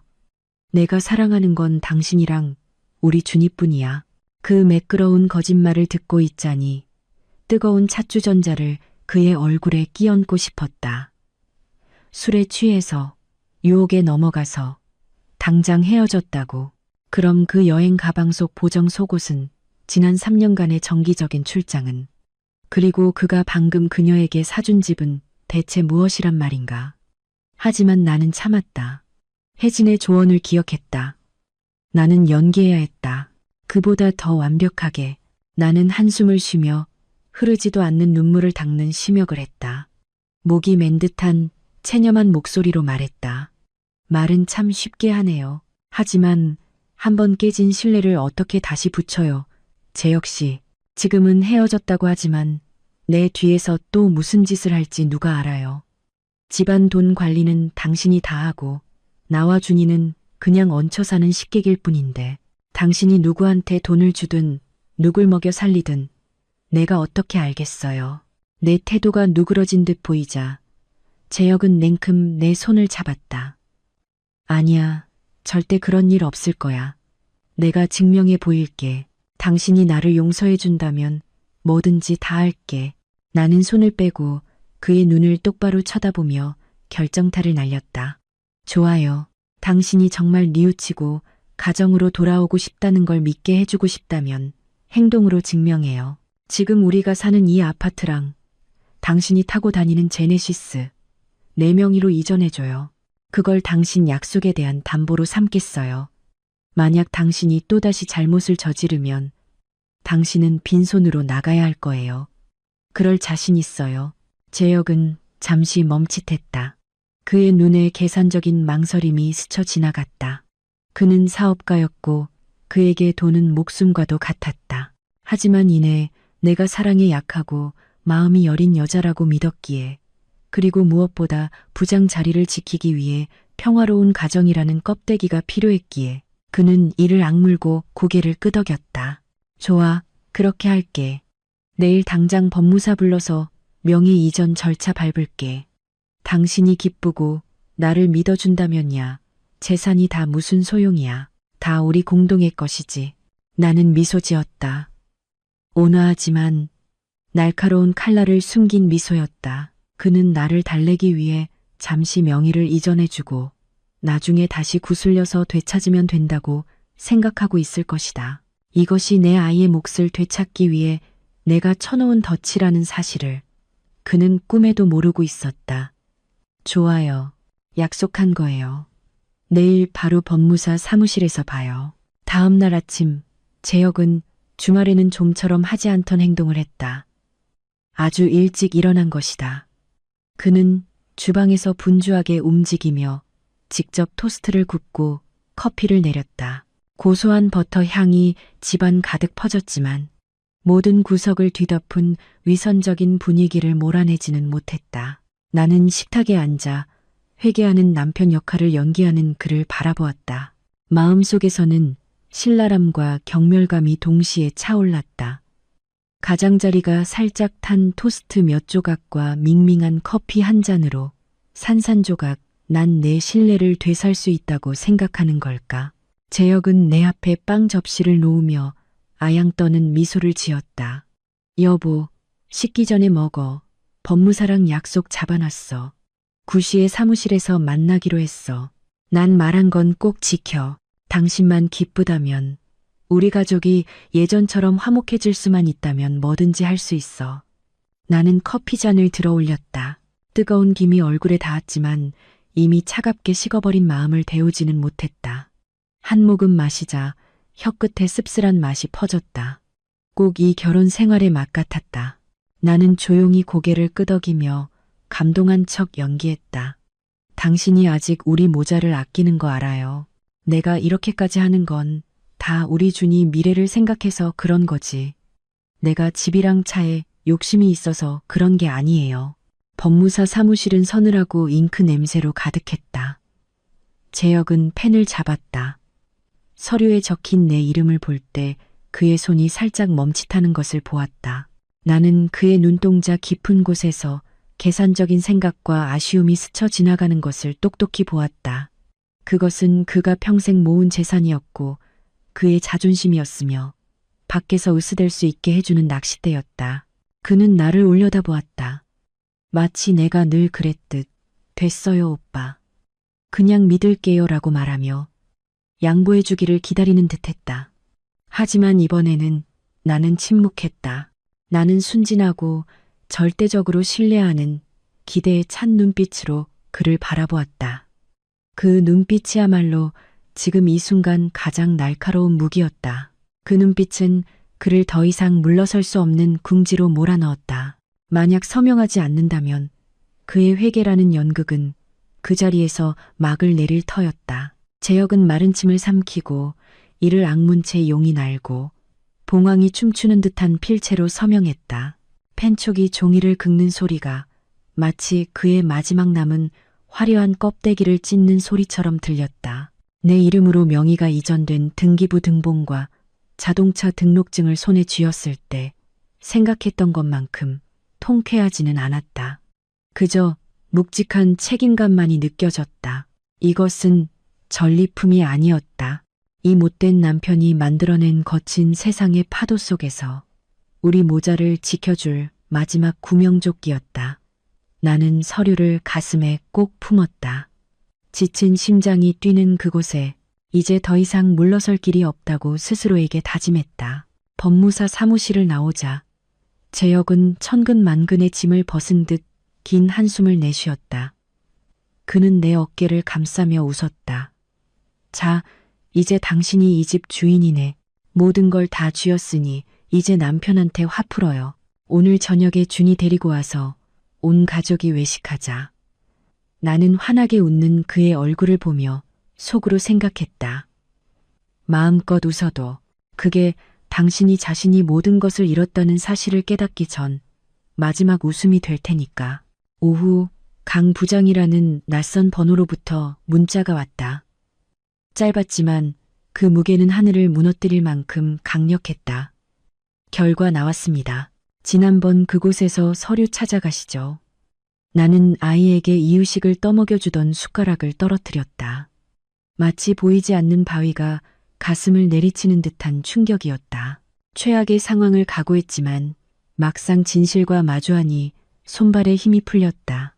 나는 시간제 도우미에게 아이를 맡기고 서둘러 그 카페로 차를 몰았다. 오늘의 서울은 흐렸고 오래된 가로수 사이를 스치는 바람이 으스스한 소리를 냈다. 강 부장은 구석진 자리에 앉아 있었다. 테이블 위에는 봉인된 갈색 서류 봉투가 놓여 있었다. 나를 본 그의 눈에는 안타까움과 동정심이 스쳤다. 그는 아무 말 없이 조용히 봉투를 내 쪽으로 밀었다. 나는 떨리는 손으로 봉투를 집어들었다. 마치 사형 선고문을 받아드는 기분이었다. 심호흡을 하고 봉인된 부분을 찢었다. 새하얀 검사 결과지가 눈앞에 나타났고 글자들이 춤을 추는 듯 어지러웠다. 복잡한 전문 용어들을 건너뛰고 굵은 글씨로 인쇄된 마지막 결론에 시선을 고정했다. 친자 관계 확률 99.99%. 내 주변의 세상이 무너져 내렸다. 공간이 수천 조각으로 깨지는 듯했다. 99.99%. 절대적인 숫자. 재혁을 삼촌이라 부르던 그 아이, 내가 안아주고 선물을 사주고 예뻐했던 그 아이 시우가 내 남편의 친아들이었다. 그들은 5년 전부터 몰래 만나고 있었다. 5년, 반 10년간의 기만. 그때 나와 재혁은 한창 연애 중이었다. 우리는 함께 집을 짓고 아이들을 낳는 미래를 그리고 있었다. 내가 웨딩드레스를 꿈꾸고 있을 때 그는 자신의 양녀와 잠자리를 갖고 아이까지 만들었던 것이다. 내 결혼은 시작되기도 전부터 한편의 희극이었고 이 더러운 근친상간 관계를 숨기기 위한 방패막이었다. 나는 재혁이 시우를 안아주던 모습을 떠올렸다. 그를 바라보던 눈빛은 삼촌의 눈빛이 아니었다. 자랑스러운 아버지의 눈빛이었다. 유라가 나를 동정과 우월감이 뒤섞인 눈으로 바라보던 것을 기억해냈다. 결국 나는 단순히 배신당한 것이 아니었다. 나는 그 가족 전체에게 지난 수년간 꼭두각시처럼 조종당한 바보였다. 역겨움이 격렬하게 치밀어 올랐다. 나는 입을 막고 화장실로 달려가 개원했다. 지난 시간 동안 내가 삼켜야 했던 모든 거짓과 기만을 토해내고 싶었다. 찬물로 세수를 하고 거울 속 창백한 얼굴과 핏발선 눈을 가진 여자를 보았다. 내가 돌아오자 강 부장이 기다리고 있었다. 그는 내게 얇은 서류철을 하나 더 건넸다. 이건 유라 씨의 전 남편에 대한 정보입니다. 사실 두 사람은 혼인신고도 하지 않았습니다. 임신 사실을 합법적으로 보이게 하려고 가짜 결혼식을 올렸을 뿐입니다. 그 남자는 도박 빚에 시달리던 사람으로 재혁 씨가 돈을 주고 고용한 가짜 신랑이었습니다. 모든 것이 정교하게 짜인 연극이었습니다. 나는 서류를 쥔 손에 힘을 주었다. 손톱이 살칸을 파고드는 아픔이 느껴졌다. 그의 잔인함과 치밀함은 인간의 한계를 넘어섰다. 그는 단순히 바람을 피운 것이 아니었다. 그는 두 개의 삶을 동시에 유지하기 위해 정교한 사기 시스템을 구축했다. 한쪽에서는 모범적인 남편, 다른 한쪽에서는 근친상간을 저지르는 연인. 그리고 나는 이 비극적인 희극의 가장 어리석은 희생자였다. 나는 넋이 나간 채 집으로 돌아왔다. 시댁 전체를 불태워 버릴 수 있는 끔찍한 비밀을 안고서 문을 열고 들어서자 재혁이 아들 준이와 함께 블록 쌓기 놀이를 하고 있었다. 다정한 부자의 모습을 보니 심장이 뒤틀리는 듯했다. 저 모든 짓을 저지르고도 어떻게 저렇게 웃으며 좋은 아빠 역할을 할 수 있는 걸까? 그의 위선에 소름이 끼쳤다. 침실로 들어가려는데 휴대폰이 울렸다. 낯선 번호로부터 온 문자였다. 열어보는 순간 피가 거꾸로 솟았다. 형님, 재혁 오빠가 형님 비위 맞추려고 애쓰는 거 알아요. 그렇다고 형님이 이겼다고 착각하지 마세요. 형님한테 아들이 있듯 저한테도 아들이 있어요. 시우도 아빠가 필요해요. 오빠의 피를 물려받은 아들이라고요. 이기적으로 굴지 말고 부자 관계 끊어놓지 마세요. 순순히 오빠를 놔주지 않으면 형님네 회사에 모든 걸 터뜨려 버릴 거예요. 그때 가면 형님도 사람들 얼굴 못 보고 다닐걸요. 유라였다. 그녀의 뻔뻔함은 상식을 초월했다. 부끄러움을 모르는 것을 넘어 근친상간의 죄악으로 태어난 아이를 이용해 나를 협박하고 있었다. 감히 그것을 신성한 부성애라고 칭할 수 있단 말인가? 어둠 속에서 윤리와 도덕을 짓밟고 태어난 감정이 감히 부성애라는 이름으로 불릴 자격이 있는가? 나는 문자를 몇 번이고 다시 읽었다. 글자 하나하나가 내 자존심을 베는 칼날 같았다. 그녀는 내가 두렵다고 생각했다. 내가 헛된 체면 때문에 눈 감아주고 남편을 그의 양녀와 나눠 가질 것이라고 생각했다. 그녀는 틀렸다. 나의 인내는 비겁함이 아니었다. 나는 아들과 웃으며 놀고 있는 재혁을 그리고 협박 문자를 번갈아 보았다. 분노가 치밀어 올랐지만 호텔에서처럼 이성을 잃지는 않았다. 이것은 궁지에 몰린 어미의 차가운 분노였다. 그들은 감히 이 더러운 싸움에 아이들을 끌어들였고 아이들의 미래를 담보로 흥정하려 했다. 좋아. 나는 속삭였다. 화면을 스와이프해 문자를 증거로 캡처했다. 터뜨리고 싶다고. 당당해지고 싶다고. 소원대로 해줄게. 하지만 네가 원하는 방식이 아니라 내 방식으로. 나는 답장하지 않았다. 지금은 침묵이 최고의 무기였다. 그녀가 초조해하고 날뛰다가 실수를 저지르기를 기다려야 했다. 나는 휴대폰을 주머니에 넣고 부자 후즈에게 다가가 가식적인 미소를 지었다. 여보, 준이랑 좀 더 놀아줘요. 나 서재에 들어가서 볼 서류가 좀 있어서요. 재혁은 고개를 들었다. 자기 인생 최대의 폭풍이 바로 그 애인의 휴대폰에서 시작되고 있다는 사실을 꿈에도 모른 채. 그는 웃었다. 응, 여보, 힘들 텐데. 준이는 내가 보고 있을게. 당신이 감당할 수 있을까? 나는 속으로 물었다. 당신 아들을 돌보는 건가? 아니면 지금 그 어미가 감정적인 협박의 도구로 쓰고 있는 사생활을 걱정하는 건가? 나는 돌아섰다. 그 어느 때보다 단호한 발걸음으로. 오늘 밤, 나는 나의 전쟁을 시작할 것이다. 밤이 깊어졌다. 정원에서 들려오는 풀벌레 소리가 고요한 공간을 더욱 적막하게 만들었다. 재혁은 옆방에서 깊이 잠들어 있었다. 그의 태평한 코 고는 소리가 들려왔다. 나는 컴퓨터 화면 앞에 앉아 있었다. 푸른 빛이 내 얼굴을 비추었고 우란 눈 속의 결의를 드러냈다. 나는 시끄럽게 불륜 현장을 덮치거나 길거리에서 욕설을 퍼붓는 방식을 택하지 않았다. 그런 방법은 나를 세간의 눈에 히스테릭한 여자로 만들 뿐이고 최악의 경우 법적인 문제에 휘말릴 수도 있었다. 나는 더 교양 있지만 수천 배는 더 잔인한 방법을 선택했다. 여론. 나는 오래전에 만들어둔 가상 계정으로 로그인했다. 유명한 주부 커뮤니티, 고급 아파트 입주민 카페, 그리고 결혼 생활 고민을 나누는 포털 게시판에 가입했다. 나는 마치 지뢰를 설치하는 사람처럼 한자 한자 신중하게 글을 써 내려갔다. 제목, 남편이 양녀와 바람난 걸 알게 됐어요. 시어머니는 복이 넝쿨째 굴러 들어온 것이라는데 남편을 양보해야 할까요? 내용에는 신상을 특정할 수 있는 자세한 정보는 쓰지 않았다. 하지만 내부자나 지인만이 알아챌 수 있는 결정적인 단서들을 곳곳에 심어두었다. 매달 닷새씩 출장을 가는 모범적인 남편, 집에 얹혀 살다시피 하는 고아 출신 양녀, 그리고 시어머니의 기가 막힌 명언에 대해 이야기했다. 나는 극심한 혼란 속에서 조언을 구하는 착하고 연약한 아내를 연기했다.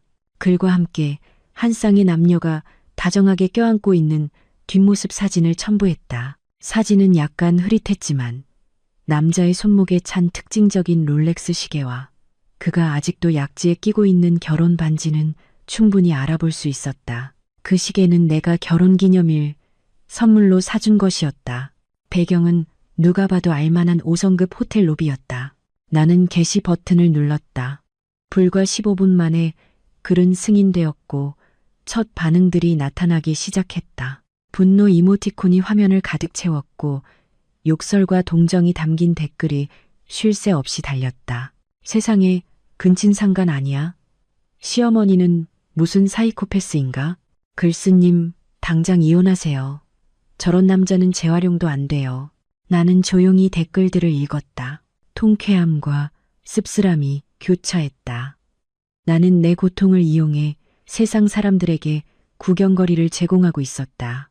아니, 나는 세상 사람들의 손을 빌려 그 가족의 위선적인 가면을 벗겨내고 있었다. 글은 순식간에 다른 커뮤니티로 퍼져나갔다. 네티즌 수사대가 등판해 시계를 분석하고 장소를 추적하기 시작했다. 나는 알고 있었다. 내일 아침이면 이 소문은 제역의 회사에, 이웃들에게, 그리고 친척들의 귀에까지 들어갈 것이다. 하나가 열이 되고 열이 백이 될 것이다. 의심의 씨앗은 뿌려졌고 잡초처럼 무성하게 자라나 그가 목숨보다 소중히 여기는 명예와 체면을 질식시킬 것이다. 다음 날 아침 나를 깨운 것은 익숙한 알람 소리가 아니었다. 침대 머리맡에 놓아둔 휴대폰이 끊임없이 울리는 진동 소리였다.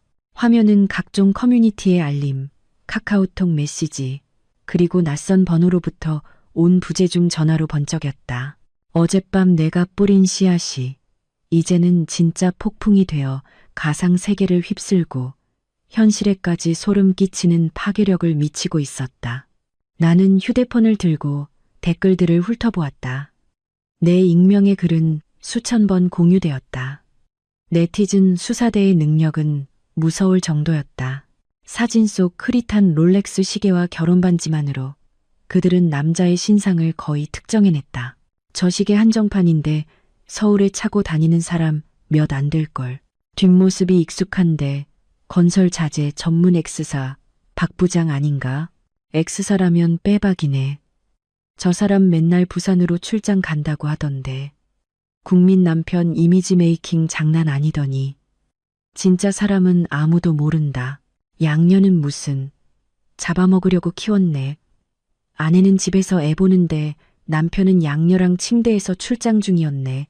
댓글 하나하나가 날카로운 칼날이 되어 제역이 오랫동안 공들여 쌓아올린 화려한 껍데기를 벗겨냈다. 나는 통쾌하면서도 씁쓸했다. 내가 그토록 자랑스러워했던 행복이 세상 사람들 눈에는 그저 값싼 웃음거리에 불과했다는 사실에 바로 그때 카카오톡 메시지 알림이 떴다. 이유라라는 이름이 깜빡였다. 더 이상 며칠 전처럼 뻔뻔하고 도전적인 말투가 아니었다. 그녀의 메시지에는 공황과 두려움이 가득했다. 형님, 지금 무슨 짓이에요? 인터넷에 그딴 글 올려서 우리 다 죽일 셈이에요. 당장 삭제해요. 사람들이 지금 내 신상 털고 있단 말이에요. 이거 명예훼손으로 고소할 수 있는 거 알아요? 나는 입꼬리를 올리며 키보드 위를 천천히 두드렸다. 어머, 유라야, 무슨 소리니? 난 누구라고 콕 집어 말한 적 없는데 그냥 이웃집 얘기 좀 한 것뿐이야. 혹시 제발 저린 거니? 그리고 남의 남편 뺏고 근친상간 저지른 사람을 보호해주는 법이 있으면 어디 한번 알려줘봐. 상대방은 말이 없었지만 메시지 입력 중 표시가 계속 떴다 사라졌다를 반복했다. 분명 벌벌 떨면서 제역에게 도움을 요청하고 있을 것이다. 그리고 제역은 지금쯤 회사에서 동료들의 수근거림과 의심의 눈초리 속에서 가시방석에 앉아 있겠지. 나는 휴대폰을 내려놓고 발코니로 나가 아침 공기를 깊이 들이마셨다. 밖에서는 여전히 사람들이 바쁘게 오가고 삶은 계속되고 있었다. 하지만 나는 알고 있었다. 제역과 유라의 삶은 이제 두 번 다시 평온하지 못할 것이다. 나는 직접 나서서 싸울 필요가 없었다. 나는 그저 여기 앉아 씁쓸한 커피를 마시며 그들이 스스로 만든 덫 안에서 서로를 물어뜯는 모습을 지켜보기만 하면 되었다. 배신의 대가는 때로 물리적인 폭력이 아니라 세상의 손가락질 속에서 느끼는 처절한 굴욕감이니까. 예상대로 2시간이 채 지나지 않아 제역에게서 전화가 왔다. 나는 벨소리가 오래도록 울리게 내버려 두었다. 그가 직접 설정한 이제는 너무나 역겹고 우스꽝스럽게 들리는 애틋한 발라드 벨 소리를 들으며 마지막 벨이 울릴 때쯤 전화를 받았다. 나른한 목소리로 여보세요. 자기야. 웬일이야. 한창 회의할 시간에 수학이 넘어 제역의 목소리는 다급하고 억눌린 분노로 가득 차 갈라져 있었다. 수진아, 너 어디야? 당장 회사 근처 M카페로 나와. 급하게 할 말 있어. 나는 일부러 글을 약 올리듯 느긋하게 대답했다.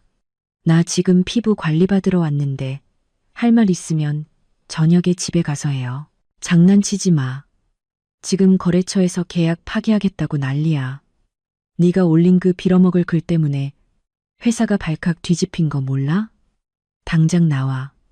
제발 부탁이야. 우리 가족 전체의 생사가 걸린 문제라고. 재혁은 거의 소리를 질렀다. 평소에 세련된 모습은 온데간데 없었다. 나는 전화를 끊고 붉은 립스틱을 덧바른 뒤 옷장에서 가장 당당해 보이는 검은색 원피스를 골라 입었다. 30분 뒤 카페에 도착했다. 재혁은 가장 구석진 자리에 앉아 있었다. 그는 생각보다 더 비참해 보였다. 정장은 구겨져 있었고 넥타이는 비뚤어져 있었으며 눈은 핏발이 선 채 시합했다. 테이블 위젯더리에는 담배꽁초가 수북했다. 내가 들어서는 것을 보고 그는 벌떡 일어나 내 손을 잡으려 했지만 나는 능숙하게 피하며 맞은편 의자에 앉아 오렌지 주스를 주문했다. 글 내려, 수진아. 제발 부탁이야. 재혁이 쉰 목소리로 입을 열었다. 나를 어떻게 벌주든 상관없어. 하지만 내 밥줄은 끊지 마. 네가 이렇게 나오면 우리 가족 다 굶어 죽어. 우리 준이는 뭘 먹고 살라고. 나는 오렌지 주스를 가볍게 저으며 컵 안에서 맴도는 과육을 바라보며 비웃었다. 준이 걱정하는 거예요. 아니면 당신이랑 그 양녀의 작은 보금자리에 보내줄 돈이 없어질까봐 걱정하는 거예요. 부장 자리 잃을까봐, 내연녀 먹여 살릴 돈 없어질까봐 두려운 거잖아요. 맹세, 걔랑은 끝났어. 난 오직 우리 가족만 걱정할 뿐이야. 재혁은 여전히 가련한 표정으로 우겨댔다. 나는 아무 말 없이 핸드백에서 어제 받은 꼼꼼하게 봉인된 갈색 서류 봉투를 꺼냈다. 유전자 검사 결과지였다. 나는 그것을 테이블 위에 놓고 그의 쪽으로 가볍게 밀었다. 종이가 유리 테이블 위를 스치는 소리가 정적 속에서 날카롭게 들렸다. 이게 뭔데? 재혁은 의심과 두려움이 가득한 눈으로 봉투를 보았다. 열어봐요. 당신을 위한 선물이야. 그거 보고 나서 누가 살고 누가 죽을지 다시 얘기해보죠. 재혁은 떨리는 손으로 봉투를 집어 찢었다. 검사 결과지가 눈앞에 나타나는 순간 나는 그의 동공이 수축하고 얼굴에서 핏기가 사라지는 것을 보았다. 종이는 그의 손에서 떨어져 99.99%라는 숫자가 마치 사형 선고처럼 찍힌 채 바닥으로 팔랑거리며 떨어졌다. 이건 재혁은 말을 잇지 못하고 더듬거렸다. 이 사생아에 대해서는 어떻게 설명할 건가요? 계약서 걱정, 명예 걱정할 때가 아닐 텐데. 지난 5년간의 근친상간 비밀이 세상에 드러날까봐 두려운 거 아니에요?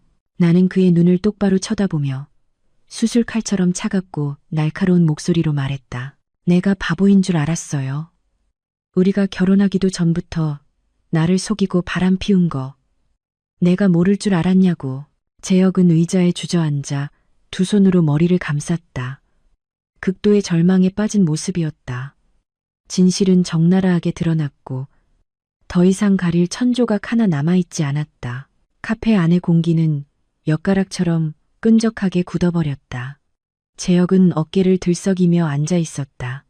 하지만 그것은 뉘우침 때문이 아니었다. 궁지에 몰린 짐승의 분노 때문이었다. 그는 고개를 들었다. 조금 전에 애원하는 눈빛은 사라지고 대신 증오와 위협으로 붉게 충혈된 눈빛이 나타났다. 그는 더 이상 불쌍한 남편을 연기할 수 없다는 것을 깨닫고 마지막 남은 가면마저 벗어던지기로 결심한 듯 했다. 네가 날 미행했어? 감히 내 등 뒤에서 유전자 검사 따위를 해? 재혁이 이를 악물고 으르렁거렸다. 목소리에는 분노가 가득했다. 난 그저 당신이 필사적으로 묻으려 했던 진실을 찾았을 뿐이에요. 왜요? 두려워요. 나는 태연하게 대꾸했다. 핸드백 속에서는 녹음기가 작동 중이었다. 재혁은 앞으로 달려들어 테이블 위에 오렌지 주스 잔을 바닥으로 쓸어버렸다. 유리가 박살나는 소리에 주위 손님 몇몇이 놀라 돌아봤지만 그는 아랑곳하지 않았다. 기어오르지 마. 그깟 종이 쪼가리 하나 쥐었다고 네가 이긴 줄 알아? 이 사회는 돈만 있으면 다 되는 세상이야. 넌 뭔데? 직업도 없는 전업주부 주제에 무슨 자격으로 나랑 싸우겠다는 거야? 그는 내 얼굴에 손가락질하며 조폭 같은 말투로 협박했다. 이거 터뜨리기만 해봐. 내가 네 인생을 아주 망쳐놓을 테니까. 최고의 변호사를 사서 네가 아이를 키울 경제적 능력이 없다는 걸 증명할 거야. 내 손에서 준이를 뺏어서 평생 얼굴도 못 보게 만들 거라고. 내가 못할 것 같아. 그가 아이를 언급하는 순간 심장이 냈는 듯 했다. 그가 그토록 방치했던 아이를 이용해 나를 협박하려 하다니. 이 남자의 잔인함은 인간성의 바닥을 쳤다. 하지만 나는 두려워할 수 없었다. 여기서 물러서면 우리 모자는 죽는다. 나는 그를 보며 경멸의 미소를 지었다.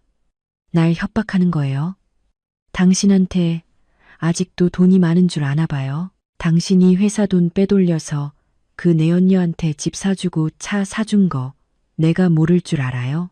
장모님 집 담보로 몰래 10억 대출받은 건 내가 모를 거라고 생각했어요. 재혁의 얼굴이 흑빛으로 변했다. 그는 내가 그렇게까지 많이 알고 있을 줄은 상상도 못한 듯 했다. 그의 오만한 자신감이 흔들리기 시작했다. 계속 말해봐요. 더 크게. 나 지금 녹음 중이거든요. 나는 내 핸드백을 가리켰다. 당신이 날 협박하는 말 한마디, 사생활을 인정하는 말 한마디, 전부 다 녹음되고 있어요. 법원은 이 녹음 파일에 아주 흥미를 느낄걸요. 그때 가서 누가 인생 망치고 누가 양육권을 뺏길지 한번 보자고요. 재혁은 마치 시한폭탄이라도 본 듯 내 핸드백을 멍하니 쳐다보았다. 그는 달려들어 뺏으려 했지만 나는 재빨리 일어나 뒤로 물러섰다. 그리고 크게 소리쳤다. 여러분 증인이 되어주세요. 이 남자가 지금 저를 협박하고 폭행하려 하고 있어요. 주위의 시선이 쏠리자 재혁은 주춤했다. 그는 이를 갈며 내게 손가락질했다. 좋아, 잘났어. 누가 먼저 죽는지 두고 보자고. 말을 마친 그는 분을 이기지 못하고 의자를 걷어차고는 친단이 나가버렸다. 나는 그 못된 남편의 뒷모습을 보며 서 있었다. 다리가 약간 떨렸지만 마음은 이상하게 가벼웠다. 나는 모든 패를 공개했다. 더 이상 숨길 것도 두려워할 것도 없었다. 진짜 전쟁은 지금부터 시작이었다. 나는 카페를 나와 낙엽이 가득한 보도를 걸었다. 서울의 가을은 애틋할 정도로 아름다웠지만 내 마음은 한겨울처럼 차가웠다. 방금 전의 대화는 내 기력을 모두 소진시켰지만 나는 쉴 수 없었다. 재혁은 선전포고를 했고 그는 나를 죽이기 위해 어떤 수단과 방법도 가리지 않을 것이다. 내가 먼저 손을 써야 했다. 그가 다시는 고개를 들고 우리 모자를 해치지 못하도록 치명적인 한 방을 날려야 했다. 나는 PC방으로 들어갔다. 집에 노트북이 있었지만 이 작전을 위해서는 절대적인 익명성이 필요했다. 미리 만들어둔 가상 이메일 주소로 로그인했다. 내가 공들여 수집한 모든 증거들을 첨부했다. 호텔에서의 불륜 사진, 그가 유라에게 송금한 의심스러운 내역서, 그녀 명의의 집 계약서, 그리고 가장 중요한 근친상간 관계와 사생아의 존재를 증명하는 유전자 검사 결과지까지. 나는 재혁의 회사 이사회, 감사팀 앞으로 이메일을 작성했다. 제목은 짧지만 천근의 무게를 담았다. 영업팀 박재혁 부장의 심각한 직업윤리 위반 및 재무적 리스크에 대한 고발. 편지에서 나는 배신당한 아내에 하소연하는 듯한 말투를 쓰지 않았다. 나는 고발자의 냉정하고 객관적인 어조로 글을 썼다. 사생활이 문란하고 혼인빙자 간음, 근친상간을 저지르며 회사 자금을 횡령해 내연녀를 부양한 정황이 있는 남자가 과연 기업의 얼굴을 대표할 자격과 신뢰를 갖추고 있는지 물었다. 파트너사들은 아내와 자식을 속이고 사회 전체를 기만하는 사람과 거래하고 있다는 사실을 알게 되면 어떻게 생각할지 물었다. 내 손가락이 전송 버튼 위에서 멈췄다. 단 한 번의 클릭이면 재혁이 10년 넘게 쌓아온 경력이 잿더미가 될 것이다. 나는 그가 신입사원이던 시절을 떠올렸다. 그와 함께 밤을 새워 보고서를 작성하고 고객을 만나러 가는 그의 와이셔츠를 한 장 한 장 다려주던 날들을. 나는 그의 가장 든든한 지원군이었고 이제는 내 손으로 그 모든 것을 파괴하려 하고 있었다. 하지만 이내 준이를 빼앗겠다고 울부짖던 그의 모습, 유라의 작은 가족과 행복해하던 그의 모습이 떠올랐다. 내 아내 연미는 순식간에 사라졌다. 그가 내게 살 길을 열어주지 않았다면 나 역시 자비를 베풀 필요가 없었다. 딸깍, 이메일은 전송되었다. 나는 의자에 등을 기댄 채 한숨을 내쉬었다. 공허함과 해방감이 교차했다. 밖에서는 비가 내리기 시작했다. 굵은 빗방울이 유리창을 때렸다. 나는 알고 있었다.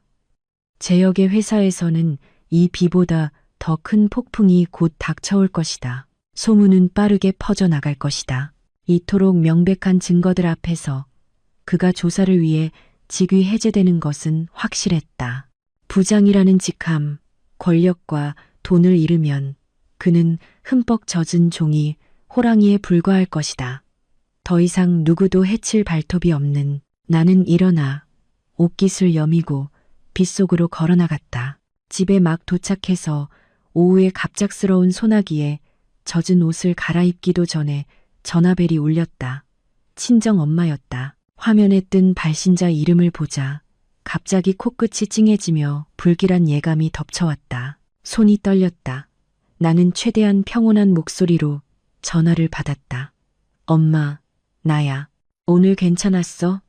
준이는 말 잘 듣고 수화기 너머에서는 바로 대답이 들려오지 않았다. 그저 가쁜 숨소리와 억지로 참는 듯한 흐느낌만이 들려왔다. 심장이 맺는 듯했다. 핸드백을 바닥에 떨어뜨렸다. 평생 인내와 온화함으로 살아오신 자식에게 우는 모습을 보인 적 없는 우리 엄마였다. 엄마는 눈물에 젖어 갈라진 목소리로 말했다. 수진아, 어서 이리 좀 와보렴. 그 집, 재혁이네 식구들이 온 집안 사람들을 다 끌고 왔어. 지금 거실에서 난리를 치고 있단다. 피가 거꾸로 솟았다. 나는 차 키를 움켜쥐고 미친 사람처럼 집을 뛰쳐나갔다. 그 가족의 뻔뻔함이 이 정도일 줄은 몰랐다. 며느리에게 실체가 폭로되자 부끄러워하며 집안 단속을 하기는커녕 오히려 역으로 공격해오다니. 그 대상이 병들고 죄 없는 우리 부모님이라니. 차를 몰며 평생을 모범적으로 살아오시고 명예를 목숨보다 소중히 여기시는 아빠를 생각했다. 과연 이 충격을 견디실 수 있을까? 친정집 대문 앞에 도착했을 때 눈앞의 광경에 분노가 치밀었다. 철문은 활짝 열려 있었고 마당에는 낯선 오토바이들이 가득했다. 거실에서는 시어머니의 앙칼진 고함 소리가 들려왔다. 사부인, 대체 따님 교육을 어떻게 시키신 겁니까? 시집간 딸은 출가회인이라는데 감히 시댁 얼굴에 똥칠을 하고 남편 밥줄을 끊어놔요? 저렇게 배은망덕한 며느리를 들인 우리 집안이 불쌍할 따름입니다. 내가 집 안으로 뛰어들어갔을 때 아빠는 거실 한가운데 서서 얼굴이 붉게 달아오른 채 가슴을 부여잡고 가쁘게 숨을 몰아쉬고 있었다. 엄마는 소파 구석에서 흐느끼고 있었고 시어머니와 시댁 고모들은 허리에 손을 얹고 기세등등하게 손가락질을 해대고 있었다. 내가 온 것을 보자 시어머니가 내 머리채를 잡으려고 달려들었다. 그 순간 평생시와 글만 쓰며 온화하게 살아오신 우리 아빠가 갑자기 테이블 위에 유리컵을 집어들어 바닥에 세게 내던졌다. 쨍그랑. 날카로운 파열음이 모두를 침묵시켰다. 아빠는 문을 가리켰다. 목소리는 떨렸지만 전에는 들어본 적 없는 강철 같은 단호함이 실려 있었다. 나가. 당장 내 집에서 나가시오. 내 딸이 그대에게 시집간 건 사랑받고 존중받기 위해서지 당신들한테 짓밟히라고 보낸 게 아니오. 내 딸이 너무 착해서 당신들한테 당하고만 있었지만 나는 아니오. 당신 아들은 불륜에 근친 상간에 사기까지 쳤소. 자식 교육도 제대로 못 시킨 주제에 어디 와서 큰 소리야. 나는 그 자리에 얼어붙었다. 눈물이 쏟아졌다. 태어나서 처음으로 아빠가 그렇게 분노하는 모습을 보았다. 아빠는 내 앞을 가로막고 섰다. 깡마른 등이 갑자기 산처럼 든든하게 느껴졌다. 시어머니는 얼굴이 하얗게 질려 몇 마디 더듬거리더니 이내 아빠의 기세에 눌려 자기 무리를 이끌고 도망치듯 빠져나갔다. 나는 아빠를 부둥켜 안고 어린아이처럼 목 놓아 울었다. 온 세상이 나에게 등을 돌려도 부모님의 품은 언제나 돌아갈 수 있는 가장 평온한 안식처였다. 부모님을 진정시키고 의사를 불러 아빠의 혈압을 확인한 후 나는 오래 머물 수 없었다. 머릿속에는 단 하나의 걱정뿐이었다. 준이. 시댁 식구들의 광기는 그들이 더 이상 이성을 유지하지 못한다는 것을 보여주었다. 궁지에 몰린 짐승은 아무나 물어뜯는 법이다. 그리고 나의 유일한 약점은 바로 내 어린 아들이었다. 나는 해가 뉘엿뉘엿질 무렵 어린이집으로 차를 몰았다. 아직 하원 시간이 아니었지만 정문은 한산했고 나이 든 경비 아저씨만 신문을 읽고 있었다. 심장이 쿵쾅거렸다. 제역에 익숙한 차가 있는지 주위를 살폈다. 그가 먼저 와서 아이를 데려가고 준이를 인질 삼아 고발 글을 내리거나 소송을 취하하라고 협박할까봐 두려웠다. 교실로 뛰어들어갔을 때 준이가 구석에서 블록놀이를 하고 있는 것을 보고서야 겨우 안도의 한숨을 내쉴 수 있었다. 아이는 나를 보자 환호성을 지르며 달려와 품에 안겼다. 나는 아이를 꽉 껴안고 부드러운 머리카락에서 나는 달콤한 분유 냄새를 깊이 들이마셨다. 마치 온 세상을 끌어안은 기분이었다. 선생님은 나를 보고 놀란 듯 말했다. 어머니, 오늘 웬일로 이렇게 일찍 오셨어요? 항상 아버님이 오셨는데 나는 선생님을 보며 진지하고 간절한 눈빛으로 말했다. 선생님, 저희 집에 좀 복잡한 일이 생겨서요. 오늘부터 저 외에는 절대 준이를 아무에게도 보내주지 마세요. 아빠나 할머니가 오셔도요. 만약 그분들이 오시면 제발 저한테 바로 전화 주시고 경비 아저씨께 잠시만 붙잡아 달라고 부탁해 주세요. 제발요. 아이의 안전이 걸린 문제예요. 선생님은 내 심각한 표정을 보고 고개를 여러 번 끄덕이며 꼭 명심하겠다고 약속했다. 나는 아이의 손을 잡고 차로 향했지만 불안감은 가시지 않았다.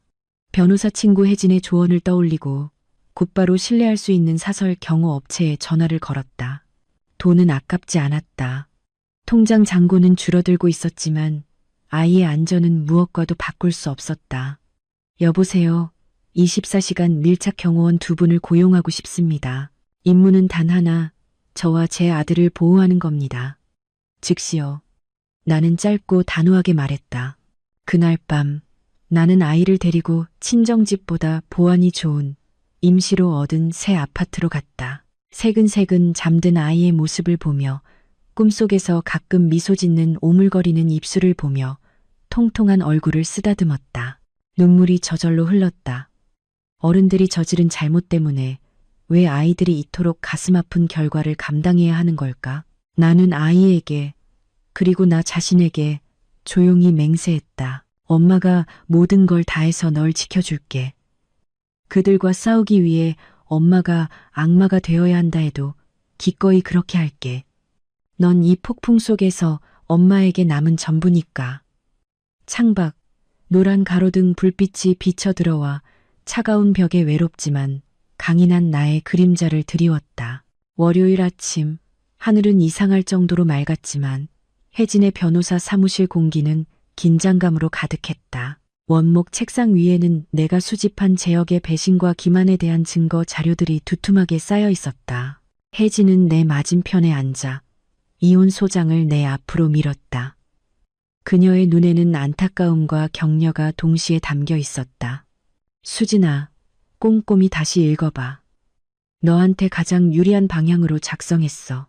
남편의 외도, 중혼적 사실혼 관계 위반, 그리고 공동재산 은닉 행위를 사유로 한 이혼 소송이야. 혜진이 서류철을 손가락으로 가볍게 두드리며 또박또박 말했다. 이 증거들, 특히 공동재산으로 내연녀의 집을 사주고 사생아까지 둔 이상 법원은 내 편을 들어줄 거야. 우리는 재산 분할을 8대2로 요구할 거야. 네가 8, 그놈이 2. 그게 그놈이 배신에 대해 치러야 할 대가야. 나는 소장을 들어 올렸다. 흑백의 글자들이 눈앞에서 춤을 추었다. 3년 전 혼인신고서에 서명할 때 나는 행복에 겨워 떨었었다. 내 인생의 평온한 안식처를 찾았다고 믿었기 때문이다. 지금도 내 손은 떨렸다. 하지만 그것은 썩어버린 신체의 일부를 내 손으로 직접 잘라내야 하는 고통스러운 떨림이었다. 나는 지난 날들을 떠올렸다. 남편을 기다리던 저녁 식사, 내가 한 장 한 장 다려주던 와이셔츠, 그가 안심하고 일에 전념할 수 있도록 했던 나의 조용한 희생들. 이 모든 것이 이제는 차가운 잿더미가 되었다. 나는 결혼 반지를 끼던 약지를 내려다보았다. 이제는 희미한 자국만이 남아 있었다. 확실한 거지. 한번 법원에 소장을 제출하면 더 이상 되돌릴 수 없어. 혜진이 마지막으로 물었다. 목소리가 낮아졌다. 나는 심호흡을 하고 펜을 들었다. 펜촉이 종이에 닿아 작지만 단호한 소리를 냈다. 나는 내 이름 김수진을 적었다. 더 이상 연약함이 없는 강하고 단호한 필체였다. 돌아갈 길은 필요 없어, 혜진아. 나는 친구를 올려다보았다. 눈은 건조했지만 밝게 빛나고 있었다. 내게 필요한 건 내 아이를 위한 앞으로 나아갈 길뿐이야. 내 아들을 저런 끔찍한 아버지, 썩어빠진 가족의 그림자 아래서 자라게 할 순 없어. 재산의 80%는 내 욕심이 아니야. 그들이 훔쳐간 내 노력, 내 청춘, 내 믿음에 대한 정당한 대가를 되찾는 거야. 혜진은 만족스러운 미소를 지으며 고개를 끄덕였다. 그녀는 서류를 서류 가방에 정리했다. 좋아, 나머지는 내가 알아서 할게. 마음 단단히 먹어. 재혁이 놈, 소장 받으면 길길이 날뛸 거야. 하지만 두려워하지 마. 법과 도리는 우리 편이니까. 나는 변호사 사무실을 나섰다. 눈부신 황금빛 햇살이 어깨 위로 쏟아졌다. 오랫동안 가슴을 짓누르던 천근의 바위를 내려놓은 듯 마음이 가벼워졌다. 이 결혼은 이미 오래전에 죽었고 오늘 제출한 이혼 소장은 그저 마지막 장례 절차에 불과했다. 그날 밤 준이를 재우고 있는데 재혁에게서 전화가 왔다. 나는 화면을 잠시 망설이다가 스피커폰으로 설정하고 전화를 받았다. 손은 여전히 아이의 등을 토닥였다. 수화기 너머로 재혁의 다급하고 공황에 빠진 목소리가 마치 차를 급하게 몰고 있는 듯한 바람 소리와 함께 들려왔다. 수진아, 당장 병원으로 와. 유라가 자살 시도를 했어. 수면제를 먹었다고. 다 너 때문이야. 네가 올린 그 빌어먹을 글 때문에 애가 압박을 견디지 못하고 극단적인 선택을 했어. 나는 잠시 멈칫했다. 아이를 토닥이던 손이 허공에서 멈췄다. 자살? 유라가 자살을? 순간 등골이 오싹했지만 곧바로 날카로운 이성이 돌아왔다.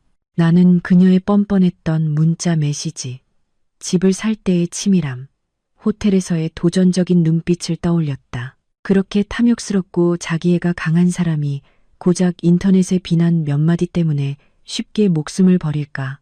죽었어? 나는 아무런 감정 없는 차가운 목소리로 물었다. 재혁은 내 질문에 충격을 받은 듯했다. 그는 소리쳤다. 너 사람이 맞냐? 내 동생이 지금 응급실에서 사경을 헤매고 있는데 그런 목소리로 말할 수 있어? 당장 와. 걔 잘못되면 너 절대 용서 안 해. 나는 실소했다. 어두운 밤에 울리는 웃음소리가 참으로 씁쓸했다. 재혁 씨, 이제 연기 그만해요. 당신 회사에서 직위 해제되고 내가 이혼 소송 걸고 재산 가압류 신청하니까 바로 그 타이밍에 자살 시도라니. 너무 우연의 일치 아니에요? 나보고 소송 취하하라고 압박하는 자의 공갈이에요.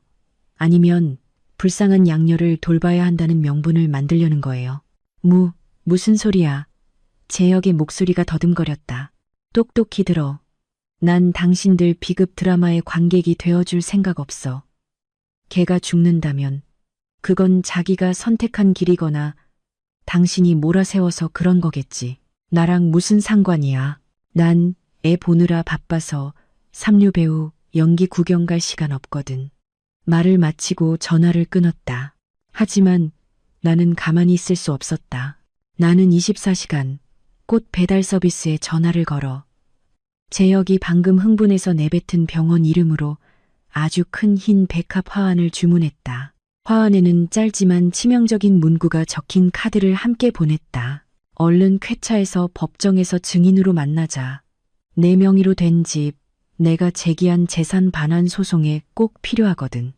지금 죽으면 남편 뺏은 보람도 없잖아. 나는 재혁과 유라가 이 화환을 받는 모습을 상상했다. 수면제 때문에 창백해졌을 유라의 얼굴이 분노로 붉게 달아오르고 내가 더 이상 동정심 따위는 느끼지 않으며 오직 극도의 경멸감만 남아있다는 사실을 깨닫는 순간 그녀의 자살쇼는 막을 내릴 것이다. 목숨을 이용해 다른 사람을 조종하려는 자들에게는 무자비함이야말로 가장 적절한 대답이다. 병원에 화환을 보낸 후 나는 개인적인 심리전에서 멈출 수 없다는 것을 깨달았다. 재혁과 그의 가족은 내가 생각했던 것보다 훨씬 낯가죽이 두꺼웠다. 그들은 나를 협박하기 위해 비록 연기일지라도 목숨까지 이용할 준비가 되어 있었다. 나는 그들의 뻔뻔함을 짓누를 더 강력한 동맹군, 더 무게감 있는 목소리가 필요했다. 그리고 이 시대의 언론보다 더 강력한 힘은 없었다. 다음 날 아침, 나는 국내 유력 인터넷 신문의 유명한 사회부 기자인 최 기자와 약속을 잡았다. 그녀는 내가 익명으로 올린 게시글을 보고 사건을 추적해 온 사람이었다. 조용한 골목, 깊숙한 곳의 카페, 잔잔하게 흐르는 음악이 상처 입은 마음을 달래주는 듯했다. 나는 최 기자와 마주 앉았다. 두 손을 깍지 낀 채 확고하지만 슬픔이 깃든 눈빛으로 그녀를 바라보았다. 최 기자는 공감과 전문성이 담긴 눈빛으로 나를 보았다. 수진 씨, 보내주신 증거 자료는 모두 확인했습니다. 솔직히 10년 넘게 기자 생활을 하면서 이렇게까지 노골적으로 윤리를 위반한 사건은 처음 봅니다. 이 사건을 정말로 공론화하시겠습니까? 기사가 나가면 수진 씨와 준이의 삶에도 적지 않은 영향을 미칠 겁니다. 나는 창밖을 보았다. 나뭇잎 사이로 스며드는 가래픈 햇살을 보며 아들을 생각했다. 그의 미래를 생각했다. 내가 침묵하면 내 아들은 사기꾼 아버지, 속부터 썩어 문드러진 가족의 그늘 아래서 자라게 될 것이다. 암 덩어리를 잘라내기 위해 한 번의 고통을 겪는 것이, 그것이 전이 되어 아이의 인생 전체를 망가뜨리게 두는 것보다 낫다. 나는 최 기자를 돌아보며 낮지만 또렷한 목소리로 말했다. 깊이 생각했습니다. 진실과 정의를 위해서라면 어떤 위험도 감수할 겁니다. 단 한 가지 부탁드릴 게 있습니다. 제 아들의 얼굴은 모자이크 처리해 주시고 이름은 가명으로 바꿔주세요. 아이는 죄가 없습니다. 세상에 손가락질을 받을 이유가 없어요. 하지만 저는 두렵지 않습니다. 진실은 숨길 필요가 없으니까요. 인터뷰는 거의 2시간 동안 진행되었다. 나는 처음 사랑에 빠졌던 날부터 남편에 대한 절대적인 믿음, 그리고 호텔에서의 운명적인 밤과 잔인한 유전자 검사 결과지까지 모든 것을 털어놓았다. 나는 울지 않았다. 눈물은 이미 오래전에 마른 듯했다. 나는 마치 남의 이야기를 하듯 고통스러울 정도로 담담하게 내 인생을 이야기했다. 최 기자는 기록을 하면서 가끔 펜을 멈추고 눈물을 닦았다. 그녀는 말했다. 걱정 마세요. 제 진심을 다해 수진 씨의 정의를 되찾아 드리겠습니다. 그날 밤 3년간 남편, 그리고 그의 양녀와 한 침대를 썼습니다. 교양 있는 가정 가면 뒤에 잔혹한 진실이라는 충격적인 제목의 기사가 발행되었다. 기사는 단순히 불륜 행위를 폭로하는 것을 넘어 감정과 재산 모두를 기만당한 아내의 고통, 그리고 시댁의 비호와 방관을 깊이 파고들었다. 기사가 나가자마자 온라인은 발칵 뒤집혔다. 공유수는 초 단위로 폭발적으로 증가했다. 나는 휴대폰을 끄고 아이를 품에 안았다. 그리고 속삭였다. 화살은 시위를 떠났다. 이제 더 이상 돌아갈 길은 없어. 여론의 힘은 내가 아는 그 어떤 무기보다 무서웠다. 단 하룻밤 사이에 박재혁과 이유라는 모든 포털 사이트에 가장 뜨거운 검색어가 되었다. 초인적인 추적 능력을 가진 네티즌들은 순식간에 그들의 모든 신상 정보, 직장, 그리고 과거의 위선적인 사진들까지 찾아냈다. 5살짜리 사생아와 위장된 근친상간 관계의 세부 사항이 드러나자 사회적 분노는 극에 달했다. 월요일 아침 재혁은 평소의 당당한 모습 대신 얼굴을 꽁꽁 가린 채 뒷문으로 몰래 출근해야 했다. 하지만 동료들의 경멸 어린 시선을 피할 수는 없었다. 복도 곳곳에서 수근거리는 소리가 들려왔다. 진짜 소름 돋는다. 저렇게 점잖은 척하더니 양녀랑 자다니. 저런 사람이 상사면 누가 따르겠어. 인간의 탈을 쓴 짐승이네. 점심 무렵 재혁이 근무하던 대기업 그룹에서 공식 보도자료가 발표되었다. 경영진은 심각한 품위유지 의무 위반으로 기업 이미지와 신뢰도에 부정적인 영향을 끼쳤다는 이유로 그를 즉시 해고하기로 결정했다. 그와 협력하던 광고주들도 일제히 계약을 파기하고 손해배상을 요구했다. 그가 지난 수년간 위선으로 쌓아올린 경력은 이제 거친 파도 앞에 모래성처럼 허무하게 무너져 내렸다. 유라의 상황도 나을 것이 없었다. 재혁이 몰래 돈을 대주던 고급 오피스텔의 집주인이 직접 찾아와 그녀를 쫓아냈다. 거친 성격의 중년 여성인 집주인은 유라의 모든 옷과 짐을 복도로 내던지며 소리쳤다. 당장 나가. 남의 가정 파탄내는 여자는 우리 집에 들일 수 없어. 당신 같은 사람이 있으면 이 건물 전체에 재수 없는 기운이 뻗친다고. 나는 어떤 친절한 이웃이 실시간으로 방송하는 영상을 통해 그 광경을 보았다. 유라는 엉망으로 널브러진 짐들 사이에 주저앉아 머리를 풀어헤친 채 며칠 전에 오만하고 도전적인 모습은 온데간데 없이 초라해 보였다. 그녀는 얼굴을 가리고 울었지만 아무도 동정하지 않았다. 지나가는 사람들은 그저 경멸의 시선을 던질 뿐이었다. 나는 내 작은 아파트에 앉아 휴대폰 화면을 보았다. 마음속에는 조금의 통쾌함도 없었다. 웃음도 기쁨도 없었다. 그저 망망대해 같은 슬픔만이 느껴졌다. 사회의 심판은 마땅했지만 그것은 또한 가슴 아픈 진실을 드러냈다. 내 가정의 행복은 산산조각 났고 한때 가족이었던 사람들은 이제 사회 전체로부터 버림받은 자들이 되었다. 나는 휴대폰을 내려놓고 잠든 준이를 돌아보았다. 내 아들은 아직 저 바깥의 폭풍에 대해 아무것도 몰랐다. 나는 내 남은 인생을 다해 아이를 지키고 그 못된 아버지가 남긴 상처를 보듬어 줄 것이다. 그들의 몰락은 인과응보에 대한 값비싼 교훈이었지만 동시에 내가 잊고 새롭게 시작해야 할 과거의 종지부이기도 했다. 법정에 가는 날, 나는 단정하고 격식 있는 검은색 정장을 골라 입었다. 며칠간의 불면으로 생긴 다크서클을 가리기 위해 가볍게 화장을 하고 머리는 높게 묶어 올렸다. 거울을 보니 예전의 초라한 전업주부와는 완전히 다른 여자가 서 있었다. 내 눈에는 더 이상 체념이 아닌 단호함과 강인함이 담겨 있었다. 혜진이 내 손을 꽉 잡았다. 준비됐어? 오늘 우리는 정의를 되찾을 거야. 우리는 법정 안으로 들어섰다. 엄숙하고 서늘한 공기에 등골이 약간 오싹했다. 반대편 피구석에는 재혁이 이미 앉아 있었다. 불과 몇 주 못 본 사이에 그는 10년은 늙어 보였다. 머리카락은 희끗희끗해졌고 얼굴은 수척했으며 눈은 차락에 들어가 있었다. 그는 감히 나를 쳐다보지 못하고 고개를 푹 숙인 채 떨리는 두 손을 맞잡고 있었다. 그의 옆에는 나이든 변호사가 걱정스러운 표정으로 앉아 있었다. 방청석에는 시어머니와 유라도 와 있었다. 시어머니는 나를 잡아먹을 듯한 증오의 눈빛으로 쏘아보았고 유라는 사람들의 시선을 피해 구석에서 잔뜩 움츠려 있었다. 나는 그들을 낯선 사람 보듯 스쳐 지나가 등을 꼿꼿이 세우고 내 자리에 앉았다. 재판이 시작되었다. 엄숙한 얼굴의 중년 여성 판사가 절차를 낭독했다. 재혁의 변호사가 일어나 의뢰인을 위한 마지막 희망을 쥐어짜려 애썼다. 그는 내가 수집한 호텔 영상과 문자 메시지 등의 증거가 사생활 침해에 해당하므로 재혁의 중혼적 사실혼 관계 위반을 입증할 법적 근거가 부족하다고 주장했다. 존경하는 재판장님, 제 의뢰인은 감정적인 실수가 있었음을 인정합니다. 하지만 김수진 씨가 불법적으로 위치 추적기를 설치하고 호텔 방에 무단으로 침입하여 촬영한 행위는 명백한 사생활 침해입니다. 이 증거들의 합법성은 제고되어야 합니다.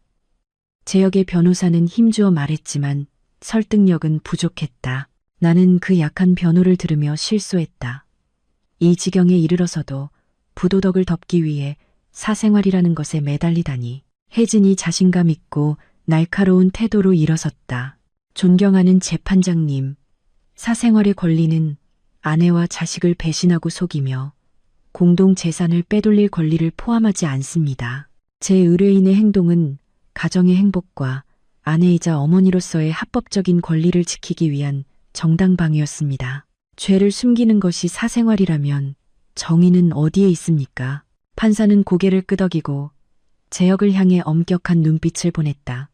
피고 측 변호인의 주장은 기각합니다. 혼인관계에서 충실 의무는 법적, 도덕적 의무입니다. 배신을 은폐하는 어떠한 행위도 사생활이라는 이름으로 법의 보호를 받을 수 없습니다. 원고 측 증거를 계속 제시하십시오. 나는 재혁이 움찔하며 마치 사형 선고를 받은 사람처럼 어깨가 축 처지는 것을 보았다. 그는 마지막 방패마저 깨졌음을 깨달았다. 이제 그는 법대 앞에 벌거벗은 채 법과 양심의 심판을 마주해야 했다. 혜진이 재판부에 가장 중요한 증거들을 제출하자 법정 안의 공기는 팽팽한 활시위처럼 긴장되었다. 그것은 단순히 추잡한 침실 사진이 아니었다. 재혁의 모든 부인을 짓뭉개 버릴 천근의 무게를 가진 증거들이었다. 첫 번째는 카페에서 나와 재혁이 나눈 대화의 녹음 파일이었다. 그의 목소리가 고요한 공간에 또렷하게 울려 퍼졌다. 양육권을 빼앗겠다는 협박, 유라와의 관계 및 사생아의 존재를 인정하는 말들. 방청석이 웅성거리기 시작했고 경멸의 시선이 피고석에 움츠리고 앉은 남자에게 쏟아졌다. 재혁은 자신의 잔인한 목소리를 듣고 싶지 않은 듯 귀를 막았다. 그는 권력을 쥐었을 때 내뱉었던 오만한 말들이 이제 법정에서 자신의 목을 조르는 밧줄이 될 줄은 상상도 못했을 것이다. 다음으로 혜진은 유전자 검사 결과지를 높이 들어보였다. 존경하는 재판장님, 이것은 피고의 중혼적 사실혼 관계 위반에 대한 반박 불가능한 증거입니다. 유전자 검사 결과 피고가 이유라 씨의 아들 시우군의 친부일 확률이 99.99%임이 확인되었습니다. 이는 이 부적절한 관계가 피고가 제 의뢰인과 결혼하기 전인 최소 5년 전부터 지속되었음을 증명합니다. 법정 전체가 경악으로 술렁였다. 곳곳에서 나지막한 욕설이 터져나왔다. 세상에 5년 동안 아내를 속이고 근친 상간을 진짜 역겹다. 저런 인간은 감옥에 평생 썩어야 해. 판사가 의사봉을 두드리며 정숙을 요구했지만 퍼져나가는 분노의 물결을 막을 수는 없었다. 바로 그때 방청석에서 쿵 하는 소리가 들렸다. 시어머니였다. 모든 혐의를 듣고 유전자 검사 결과지까지 본 그녀는 엄청난 충격을 이기지 못하고 눈을 뒤집은 채 가슴을 부여잡고 바닥으로 쓰러졌다. 가짜 손주가 진짜 손주였다는 진실. 착한 아들이 희대의 사기꾼이었다는 진실이 평생 헛된 체면으로 살아온 늙은 여인을 무너뜨린 것이다. 어머니, 어머니. 재혁과 유라가 공황에 빠져 달려 내려갔다. 법정은 순식간에 아수라장이 되었다. 구급차가 호출되었고 요란한 사이렌 소리가 이미 무거웠던 분위기를 찢어놓았다. 나는 제자리에 가만히 앉아 눈앞의 혼란을 동정심 어리지만 낯선 눈으로 바라보았다. 그녀가 죽기를 바라지는 않았지만 이것이 지난 수년간 죄를 방관하고 비호한 대가임을 알고 있었다. 인과응보는 누구도 피해갈 수 없다. 늦게 올 수는 있어도 언제나 가장 정확하고 잔혹한 순간에 찾아온다. 재혁이 나를 보았다.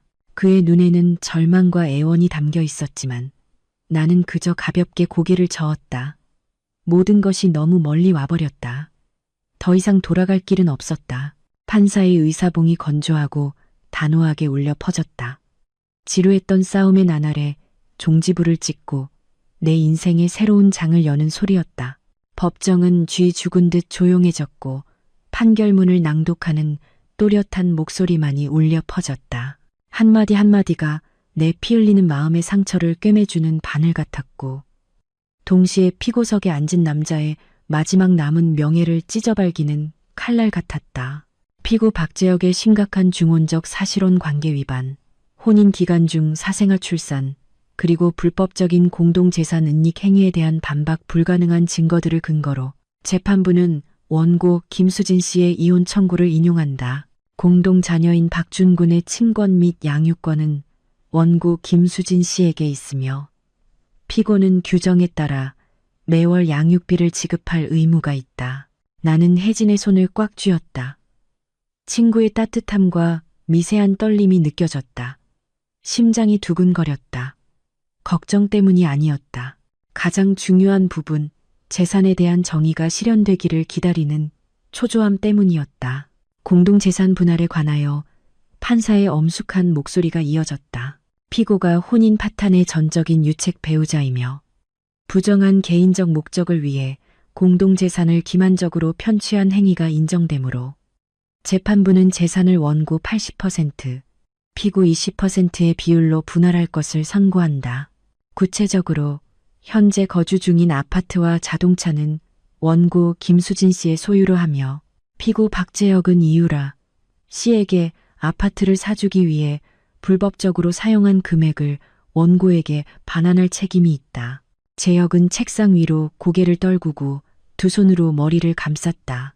어깨가 들썩였다. 아마 그는 꿈에서도 법정을 나서는 날 자신이 거의 빈털터리가 될 줄은 상상도 못했을 것이다. 지난 수년간의 모든 계산과 교활한 계략이 결국 자신의 미래를 옥죄는 올가미가 된 것이다. 나는 방청석을 보았다. 방금 정신을 차린 시어머니가 넉나간 사람처럼 앉아 늙은 얼굴 위로 눈물을 흘리고 있었다. 유라는 구석에 웅크린 채 고개를 들지 못하고 있었다. 배신의 대가가 낳은 무거운 침묵이 모두를 덮었다. 나는 긴 한숨을 내쉬었다. 오랫동안 마음을 짓누르던 천근의 바위가 마침내 사라진 기분이었다. 재판이 끝나고 나는 법원 정문을 나섰다. 희미한 오후의 햇살이 낡은 계단 위로 쏟아졌다. 혜진이 옆에서 내 어깨를 가볍게 두드렸다. 그녀의 눈에는 기쁨이 어렸다. 해냈어, 수진아. 정의는 우리 편이었어. 판결 듣고 넋이 나간 재혁이 얼굴 보니까 속이 다 시원하더라. 나는 희미하게 미소 지었다. 무슨 말을 하기도 전에 등 뒤에서 시끄러운 욕설이 들려왔다. 돌아보니 혼란스럽고 비극적인 광경이 눈에 들어왔다. 한때 그렇게 점잖고 세련됐던 재혁이 이제는 법원 마당 한가운데서 유라의 머리채를 잡고 흔들고 있었다. 그는 분노와 절망으로 일그러진 얼굴로 소리쳤다.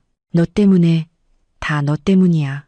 네가 집 사달라고 조르고 신분 보장해달라고 안 했으면 내가 이렇게 모든 걸 잃지는 않았을 거 아니야. 이 재수 없는 년, 내 돈 당장 내놔. 유라는 울면서 재혁의 손을 떼어내려 애썼다. 그녀의 모습은 처참했다. 놔, 이 비겁한 인간아. 좋을 땐 같이 즐기고 힘들어지니까 다 내 탓으로 돌려. 당신이 좋아서 해준 거지. 내가 칼 들고 협박했어. 구경꾼들이 몰려들었다. 휴대폰이 올라가고 카메라 셔터가 터졌다. 한때 영혼을 맹세하고 내 등 뒤에서 행복을 쌓아 올리던 두 사람이 이제는 상처 입은 야수처럼 서로를 물어뜯고 있었다. 그들에게는 더 이상 조금의 체면도 남아있지 않았다. 탐욕과 이기심이 그 잘못된 관계의 본질을 적나라하게 드러냈다. 법원 경비원들이 달려와 두 사람을 떼어놓았다. 유라는 그 틈을 타 도망쳤다. 그녀는 얼굴을 가리고 길거리로 뛰쳐나가 마치 양심의 심판으로부터 도망치듯 인파 속으로 사라졌다. 재혁은 흐트러진 옷차림으로 숨을 헐떡이며 증오의 찬눈으로 사라진 내연녀의 뒷모습을 노려보고 있었다. 나는 멀리서 그 처절한 막장 드라마의 끝을 조용히 지켜보았다. 더 이상 질투도 고통도 없었다. 마음속에는 그저 연민만이 남았다. 욕망과 물질만 굳다. 결국 고독과 굴욕만을 얻게 된 인생들에 대한 연민. 판결이 효력을 발휘하자마자 내가 가장 먼저 한 일은 기술자를 불러 집에 모든 자물쇠를 교체하는 것이었다. 드릴 소리, 망치 소리가 시끄럽게 울렸지만 이상하게도 마음은 평온해졌다. 새로운 자물쇠가 하나씩 설치될 때마다 나는 내 인생의 주권을 되찾고 과거의 잔재가 우리 모자의 보금자리를 침범하는 것을 막고 있음을 확인했다. 나는 분할받은 재산과 재혁이 반환한 돈으로 처녀 시절 접어두었던 꿈을 실현하기로 했다. 피부 관리샵을 여는 것. 그것은 남편의 성공을 위해 기꺼이 포기했던 꿈이었다. 이제 그것은 내 미래를 위한 구명조끼이자 새로운 희망이 되었다. 사업 초기는 어려움의 연속이었다. 나는 사장이자 직원이었다. 손은 늘 에센셜 오일과 허브 냄새로 얼룩져 있었다. 어떤 날은 집에 돌아오면 녹초가 되어 바로 쓰러져 자고 싶었지만 새근새근 잠든 준이의 천사 같은 얼굴을 보면 수만 가지 힘이 솟아났다. 나는 무너질 수 없었다. 아이의 버팀목이 되기 위해 굳건히 서야 했다. 나는 집 벽지를 새로 칠하고 커튼을 바꾸고 재혁과 관련된 낡은 물건들을 모두 버렸다. 집은 점차 따뜻하고 밝은 새로운 모습으로 변해갔다. 부모님이 가끔 오셔서 바쁘지만 눈을 반짝이며 즐거워하는 딸의 모습을 보고는 안심하셨다. 과묵하신 아버지는 어느 날 내 어깨를 두드리며 말씀하셨다. 우리 딸, 장하다. 넘어진 곳에서 일어서는 거야. 그래야 내 딸이지. 내 샵은 점차 안정기에 접어들었다. 정성과 실력을 알아본 손님들이 점점 늘어났다. 나는 더 이상 주방을 맴돌며 오늘 남편이 뭘 먹을지, 어디로 출장을 갔는지 걱정하는 여자가 아니었다. 나는 경제적으로 독립하고 스스로를 사랑하고 돌볼 줄 아는 여성이 되었다. 3년이 눈 깜짝할 사이에 흘렀다. 나는 내 샵의 작은 사무실에 앉아 분주한 거리를 내다보았다. 눈부신 가을 햇살이 유리창을 통해 들어와 향기로운 오일병 위에서 춤을 추었다. 준이는 이제 초등학교 1학년이 되었다. 아이는 클수록 착하고 속이 깊어 내 인생의 가장 큰 자랑거리가 되었다. 어제 혜진이 놀러 왔다가 무심코 재혁의 소식을 전해주었다. 모든 것을 잃은 후 나쁜 소문 때문에 어디에서도 제대로 된 직장을 구하지 못하고 지금은 배달 기사로 일하며 도시 외곽의 허름한 고시원에서 근근히 살아가고 있다고 했다. 유라는 법정에서의 소동 이후 아이를 데리고 흔적도 없이 사라졌는데 소문에 의하면 여론을 피해 어느 가난한 시골 마을로 갔다고 했다. 그 소식을 듣는 내 마음은 이상할 정도로 평온했다. 통쾌함도 원망도 진안정에 대한 미련도 없었다. 마치 내 인생을 스쳐 지나간 낯선 사람들의 이야기를 듣는 기분이었다. 나는 세상의 인과응보가 실제함을 깨달았다. 바람을 심은 자는 폭풍을 거두고 남에게 상처를 준 자는 결국 고독과 빈곤으로 그 대가를 치르게 된다. 나는 국화차를 한 모금 마셨다. 은은한 단맛이 혀끝에 퍼졌다. 지금의 내 삶은 큰 부귀영화를 누리지는 못하지만 평화롭고 자유롭다. 내가 사랑하는 일이 있고 착한 아들이 있고 건강한 부모님과 진실한 친구들이 있다. 그것이야말로 진정한 행복. 누구도 빼앗아갈 수 없는 내 안에서 비롯된 행복이었다. 나는 책상 위에 놓인 지난 여름 강릉으로 여행 가서 찍은 우리 모자의 사진을 내려다보았다. 사진 속에서 나와 준이는 햇살 아래 환하게 웃고 있었다. 고통스러운 과거는 끝났다. 미래의 문은 활짝 열려 있었다. 나는 수첩을 펴고 샵과 아들, 그리고 나 자신을 위한 새로운 계획들을 적어 내려갔다. 밖에서는 하늘은 여전히 푸르고 햇살은 여전히 따사로웠다. 인생은 비온 뒤에 땅이 굳듯 나처럼 상처를 딛고 일어선 여자들은 언제나 태양을 향해 피어나는 해바라기처럼 눈부시게 다시 피어날 것이다.